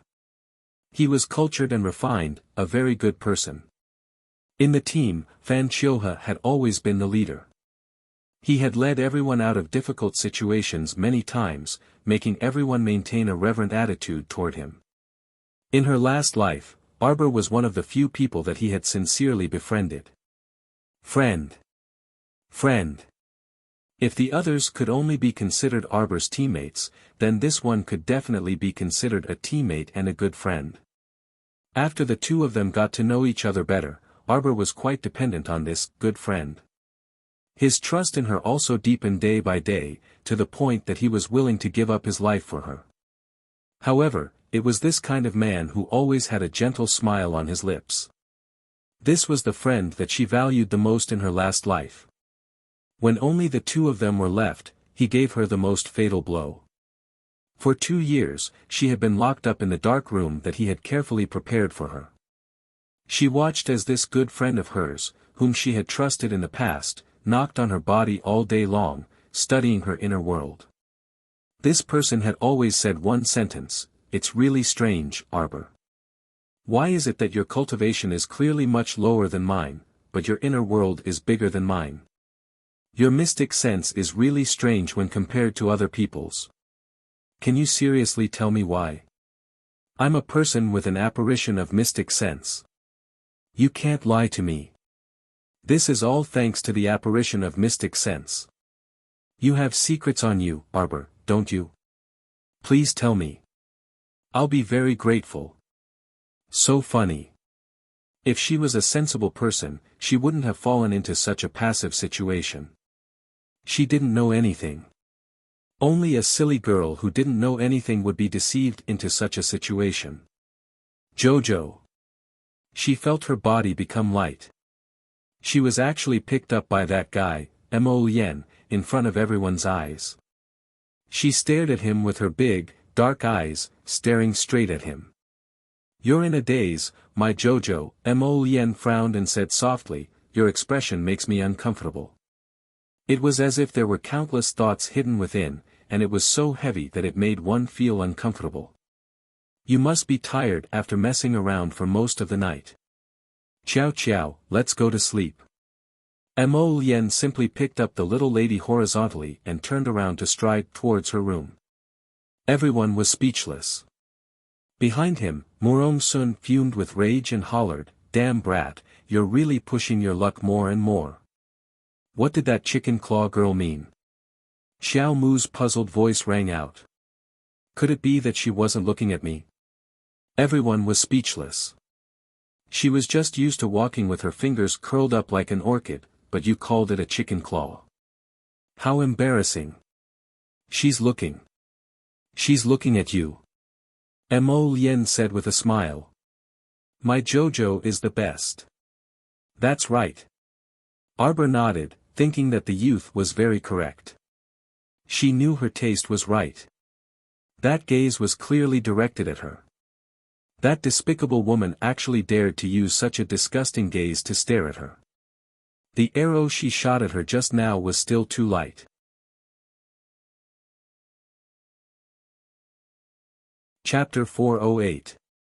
The next morning, Myriad Faction's faction master, Fei Pengyi, also rushed over with his son, Fei Qing. Xixia Valley's valley master thought that the 3 sects and 5 factions had all arrived, so he gathered everyone to discuss and advance the competition. Everyone actually understood the valley master's feelings very well and sympathized with him. He really wanted to send them, this batch of plague gods, away as soon as possible. Hurry up and finish the competition and scram. Don't cause trouble in Xixia Valley. Who knew? I am Zhou Chao. 2 days ago, I received faction master's notice that our Myriad faction still needs to wait for Eldest Miss to join up. Eldest Miss and her group are estimated to arrive the day after tomorrow. A Myriad faction disciple in his early 20s spoke somewhat uneasily in front of so many people from the 3 sects and 4 factions. Ha, ha ha, ha. Granny Witch laughed crisply. Her wrinkled old face was full of disdain. Ning Guilai, this coward, procrastinates every time he does something. He wants to be a good person yet doesn't want to offend either side. How can there be such a good thing? Isn't that so? Myriad Faction's faction master, Fei Pengyi, was over 50 years old. He had a long, thin, and narrow horse-like face, and his small eyes were slightly narrowed as he sneered. If we had decided to have eldest Miss Ning participate in the competition from the start, there wouldn't have been so much trouble. Humph. Granny Witch snorted. Forget it, we don't mind waiting 2 more days.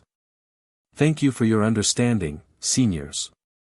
The Wanxiang sect disciple wiped his sweat and respectfully bowed to the group. Myriad Faction's faction master, Ning Guilai's second brother, Ning Guidong, sat in the Myriad Faction's group, not daring to let out a fart. How would he dare to oppose Granny Witch and Fei Pengyi? His petty appearance was not as natural and unrestrained as that young disciple, Zhou Chao, and was very disdainful of him. We don't mind. It's only the 7th of August anyway, and there's still a long time before the scheduled 14th of August. It's fine as long as eldest Miss Ning arrives on time. Daybreak Sect's faction master, Liang Wanshan, said with a wave of his hand with a bright smile on his square face. This was Daybreak Sect's faction master, Liang Wanshan. It was the sect master that her father had always talked about. After her father was expelled from Daybreak Sect, he still held this sect master in high esteem. Looking at him now, Liang Wanshan could be considered a straightforward person. Xiao Zhongbang wasn't Liang Wanshan's disciple back then. His master was an elder in the sect. Arbor had once deliberately found time to ask about his father's past and had a chat with him. He learned that his father's master was called Wei Cheng and was a very cold-hearted person, which was why he mercilessly expelled his father from Daybreak Sect after his father's mystic veins were damaged. As for the person who framed Xiao Zhongbang, Arbor also knew his name. That person was called Mu Liangda, and he entered Daybreak Sect at the same time as her father. They were once best friends and lived in the same room, eating and living together. But it was precisely this fellow disciple and good friend of Xiao Zhongbang's, who he didn't guard against at all, who had actually secretly plotted against him. He put a slow-acting poison in his tea and fed it to Xiao Zhongbang every day and night. Over time, the poison accumulated in his body and completely destroyed his mystic veins. If it weren't for the sapling's leaves helping her father sense mystic energy anew and reconstruct his mystic veins, Xiao Zhongbang would have completely become a cripple in this lifetime and would never be able to recover his identity as a mystic cultivator. Xixia Valley's Valley Master Luo Jinyang's eyelids suddenly twitched when he saw Miss Qiao staring fixedly at Daybreak Sect's faction master Liang Wanshan. Chapter 409. Cough. Valley Master Luo hastily said, since no one has any objections, then let's wait for eldest Miss Ning for another 2 days. Once eldest Miss Ning arrives, the competition can be held in advance. The Omni-faction disciple, Zhou Chao, didn't respond, but Liang Wanshan continued, then let's wait until eldest Miss Ning arrives. At that time, eldest Miss Ning will be fatigued from the long journey, so she will certainly need to rest for 1 or 2 days. Valley Master, the competition isn't urgent. His words were indeed reasonable. The Omni-faction disciple, Zhou Chao, cupped his hands at Liang Wanshan and revealed an expression of endless gratitude. The Valley Master's eagerness to finish the competition as quickly as possible and immediately chase them out was evident. As long as one wasn't blind, they would be able to sense it. Xixia Valley's Valley Master, Luo Jinyang, laughed awkwardly and unhappily in his heart. This group of plague still had to stay here for a few more days. Hopefully, they wouldn't cause any more trouble for him during these few days. He kept feeling that he had rapidly aged in merely a few days, and many strands of white hair had sprouted. It was all because of the 3 sects and 5 factions worries. Sect Master Liang, does your sect have a disciple named Mu Liangde? Arbor suddenly asked, her eyes still staring unblinkingly at Sect Master Liang Wanshan. Liang Wanshan had long discovered that this holy water sect girl had been staring at him. Yesterday, when he and the Heavenly Tao sect master, Sitamin, paid a visit to the 3 peak masters, he had noticed that this chilly little girl had been staring at him without blinking. Sect Master Liang was adept at handling matters and had already secretly ordered people to investigate. He found out that this little girl was the Holy Water sect's youngest disciple and also Peak Master Murong's most beloved last disciple.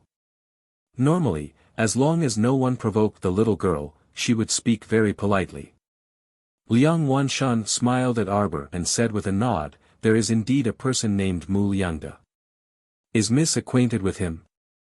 Liangde, please stand up. All the disciples were seated behind their own sect or clan master. The 3 sects and 5 factions basically had around 30 disciples in each group.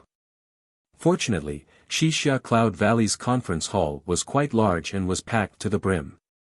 When Mu Liangde of the Daybreak sect heard the sect master's call, he respectfully stood up.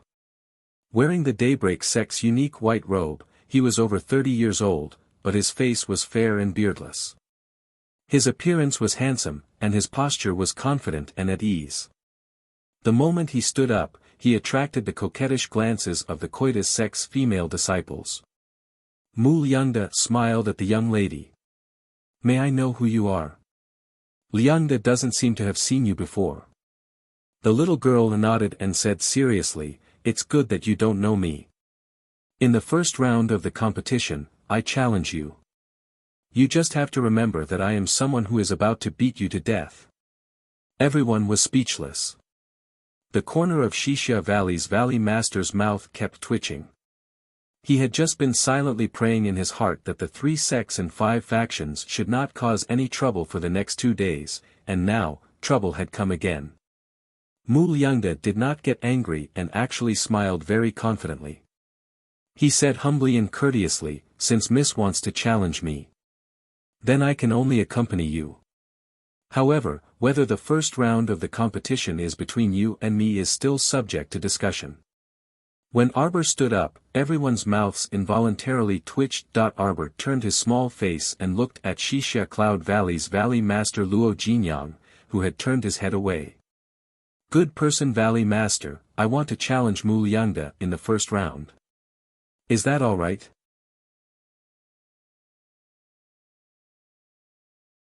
Chapter 410. The good person Valley Master really wanted to cry. Call this little girl savage, but look at her soft and squishy little thing, she was more fair and adorable than anyone else. Call her indecent. She was more serious and expressionless than anyone else. Every sentence she said sounded quite serious when separated, but it was extremely hilarious when strung together. She even said, I'm someone who's about to beat you to death. These words were truly hilarious. We still have to draw lots according to the order of the competition. This way, it's fairer for everyone. Xixia Valley's Valley Master gave the excuse he had thought of long ago. As soon as he finished speaking, he saw the little girl's slender brows furrow into a knot. Shixia Valley's valley master was distressed, so he quickly smiled kindly at the little girl. However, little girl, don't be impatient. Even if you didn't draw Mu Liangda in the first round, it doesn't mean you won't draw him every time. Mu Liangda. What's going on? He felt like Shixia Valley's valley master spoke as if he was a prize. Draw or not draw. If you draw, you'll get the grand prize. If you don't be discouraged and continue to draw. Then will the results of the draw be announced? Will the name of the person who draws the number plate for Mu Liangda's match be announced? The little girl seemed to be especially reasonable today as she continued to interrogate good-naturedly. The valley master instantly felt that the little girl was giving him face, so he nodded cheerfully. That's right, that's right. All the names of the competitors will be announced one day in advance. I will have the valley disciples prepare them then. Okay. Our dear Qiao Mu didn't say anything else and sat down obediently. Only the disciples of the 3 sects and 5 factions kept feeling some kind of yin energy faintly lingering above their heads. Something was wrong. There was something wrong with the little girl's style today. Shouldn't she immediately berate Mu Liangda? Why did they feel so strange when she suddenly asked the valley master if they would announce some sort of name list? However, Mu Liangda was oblivious to the impending calamity and smiled coolly. He lifted his white robe and sat down with a ramrod-straight posture. When he sensed a gaze, he turned his head and met Duan Yu's eyes. Mu Liangda naturally did not dare to slight this sect master's eldest personal disciple. He nodded at Duan Yu with a smile, but he was very puzzled as to why the other party was shooting him a meaningful gaze. When the valley master saw that everyone had reached a preliminary agreement, his tense mood finally eased a little. He laughed and said to everyone, since we still have to wait for 2 more days, then everyone can do as you please during these 2 days. If you want to leave the valley for a walk, that's fine. If you want to cultivate in seclusion, you'll have to hurry.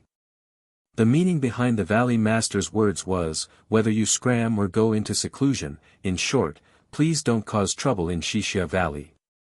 Everyone pretended that they didn't understand what the valley master meant. They all nodded with a smile and followed the people from their respective sects back to their residences. For the next 2 days, the valley master felt very comforted. The people of the 3 sects and 5 factions all closed their doors and rested in their own courtyards. Every time Shixia Valley's disciples went to deliver food, they would always bring back news of peace and tranquility to the valley master, causing the valley master's nerves, which had been stretched taut for 2 days, to finally relax slightly. That night, Ning Bihuan finally arrived at Shixia Valley with a team of more than 20 people led by her. In view of everyone's excellent performance these days, the valley master planned to treat everyone to a small banquet out of his own pocket as a welcome dinner for everyone. When everyone arrived, Ning Bihuan's group was already there.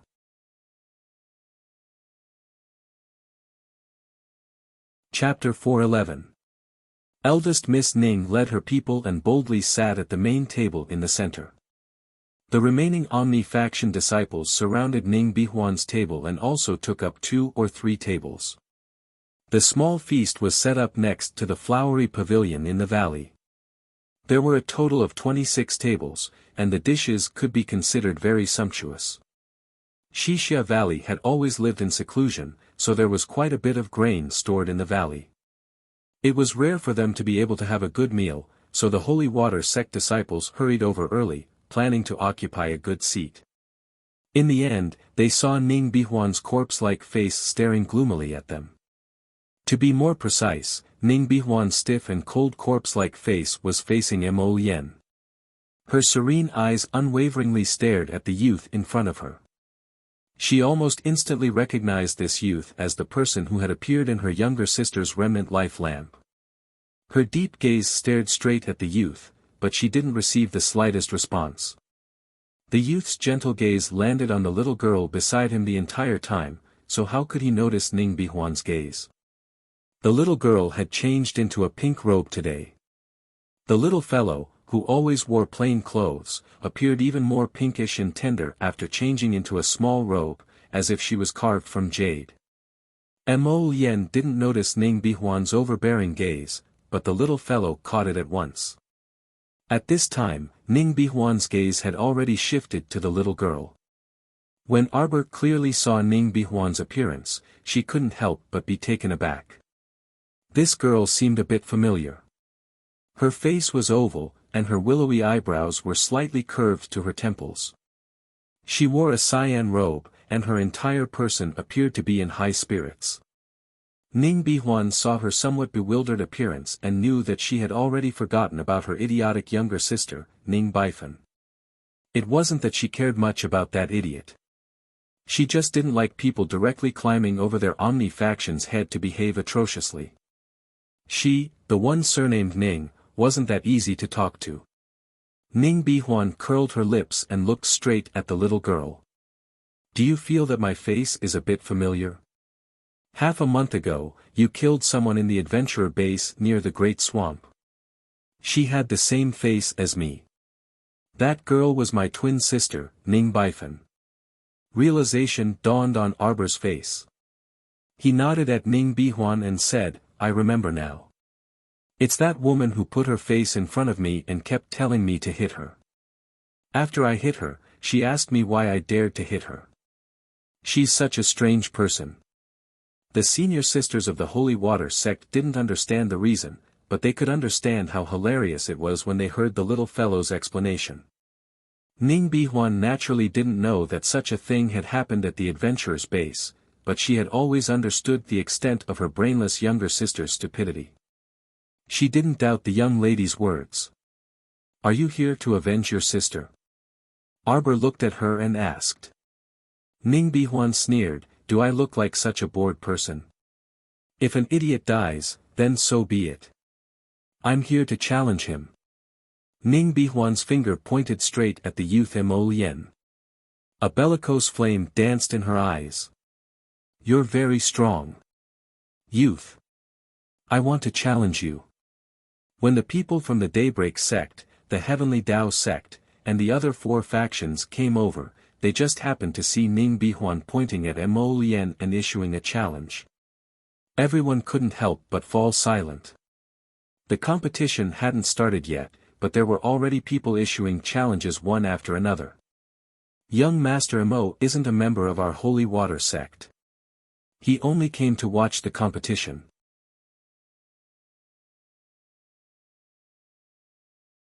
Chapter 412. Su Shanshan coldly rejected Ning Bihuan's challenge. Ning Bihuan, your opponent is us. Don't get the wrong opponent. Ning Bihuan pursed her lips non-committally and stood up to look straight at Arbor. Alright then. After the competition ends, I hope to battle with young Master Mo and see who's better. Arbor was baffled. Miss Ning, why are you staring at me? Why are you staring at me when you want to challenge young Master Mo? Am I not young Master Mo? Ning Bihuan was also a bit gloomy. She originally didn't come to seek justice for her idiotic younger sister. From beginning to end, she was willing to participate in this competition with only one goal, to not let anyone bully her Omni-faction and tell anyone from the 3 sects and 5 factions that her Omni-faction couldn't be bullied. In addition, she wanted to challenge the white-clothed young master. She saw that powerful youth in the miniature of her younger sister's life lantern, and this youth practically ignited all the fighting blood in her body at that time. She wanted to fight. She was a person who lived for the sake of fighting. Hello, stoic-faced miss. Do you think I want to look at you while speaking? In reality, that young Master Mo of yours didn't even spare a glance at other people out of the corner of his eye from beginning to end. She only spoke to Arbor because she had no other choice. Mo Lien, someone wants to challenge you. The little girl tugged at his sleeve. I'm not free. Mo Lien held the little girl's small hand and followed the Holy Water sect group to take their seats. You'll definitely accept my challenge. Ning Bihuan stood up and stared darkly at Mo Lien. She threw down this sentence with a stern face, but the latter completely threw it to the back of her mind. Wuxia Valley's Valley Master hurried over after hearing the news. He couldn't help but heave a sigh of relief when he saw that the 3 sects and 5 factions were all present and were chatting softly, clinking cups, drinking wine, and eating. He had just received news that eldest Miss Ning had quarreled with the Holy Water sect disciples, so he thought that this group of young ladies would turn the entire banquet upside down again. Unexpectedly, the scene he saw was so harmonious. It truly surprised and delighted the Valley Master, and he almost wanted to shed a tear for himself. It truly wasn't easy to be a competent peacemaker. After 3 rounds of wine, everyone was 80% full. On a whim, Wuxia Valley's Valley Master ordered someone to bring over the lot pot and said to everyone with a chuckle, "Seeing that everyone from the 3 sects and 5 factions has gathered, I might as well bring forward the competition. If eldest Miss Ning doesn't have any objections, how about we set the competition for the day after tomorrow?" Ning Bihuan waved her hand, a stiff smile hanging on her stiff little face. "We martial artists aren't that particular. The day after tomorrow is the day after tomorrow, it's up to you." Miss Ning is truly straightforward. Wuxia Valley's Valley Master was overjoyed. "Dear ancestors, hurry up and finish the competition in scram." After the Valley Master signaled with his eyes, Wuxia Valley's disciples hastily carried the 8 bamboo tubes to the disciples of the 3 sects and 5 factions. "There are 120 pairs of numbers here. If you draw the corresponding number, go to our disciples and register." The Valley Master explained with a smile, then let all the disciples of the 3 sects and 5 factions draw lots. In any case, it was all up to luck, so no one paid much attention to it. One by one, they reached into the lot pot and took out a lot. 2 Wuxia Valley disciples sat on the side to register the lot and name. Our dear Qiao Mu abruptly stood up and pattered over to Daybreak Sect's table. Duan Yu immediately turned around in excitement, and his peach blossom eyes blinked as he asked, "Jojo, you were looking for me?"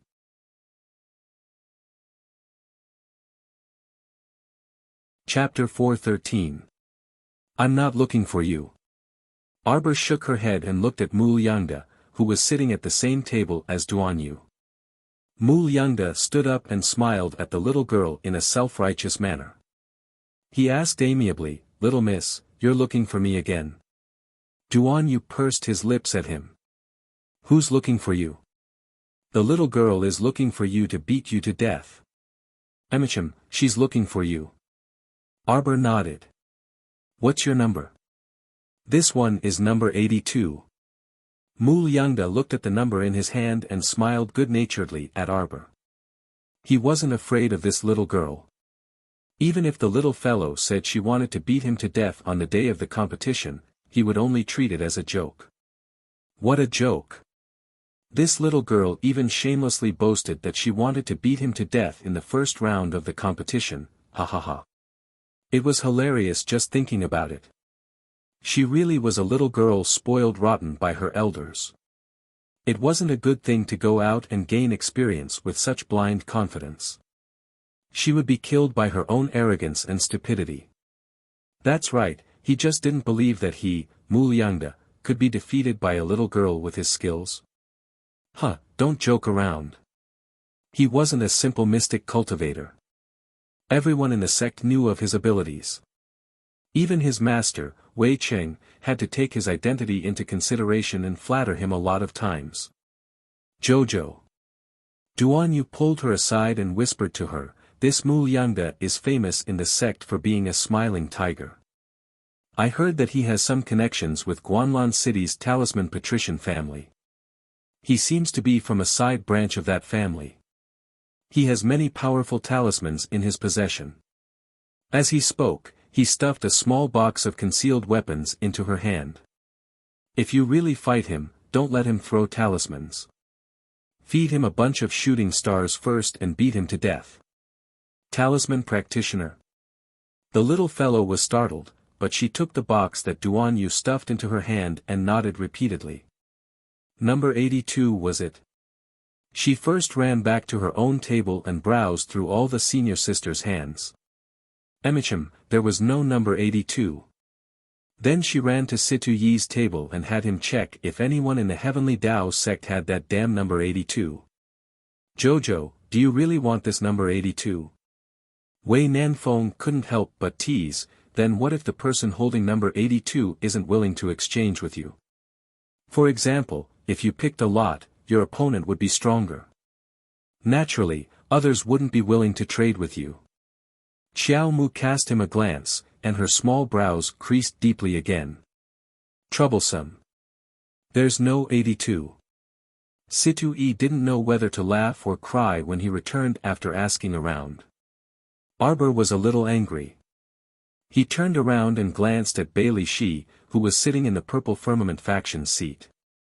He frowned and thought for a while, then ran over on his own. Do you have 82? The little fellow poked Bailey Shi's arm and stared at him. Bailey Shi glanced at her and did not refuse. However, when he went to ask his fellow disciples, there was a trace of helplessness in his eyes. His hard work paid off, and he finally got the answer from Bailey Shi. The holder of lot number 82 was a 15 or 16-year-old young girl from the Violet Firmament Guild. Her face was round like a delicate red apple. Miss Qiao looked down at her lot number. I'm number 53. Are you willing to exchange with me? Sure, it's not registered anyway.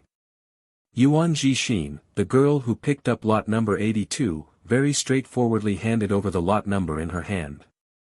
In fact, the Valley Master had long seen everything. Cough, cough, this was clearly blatant cheating.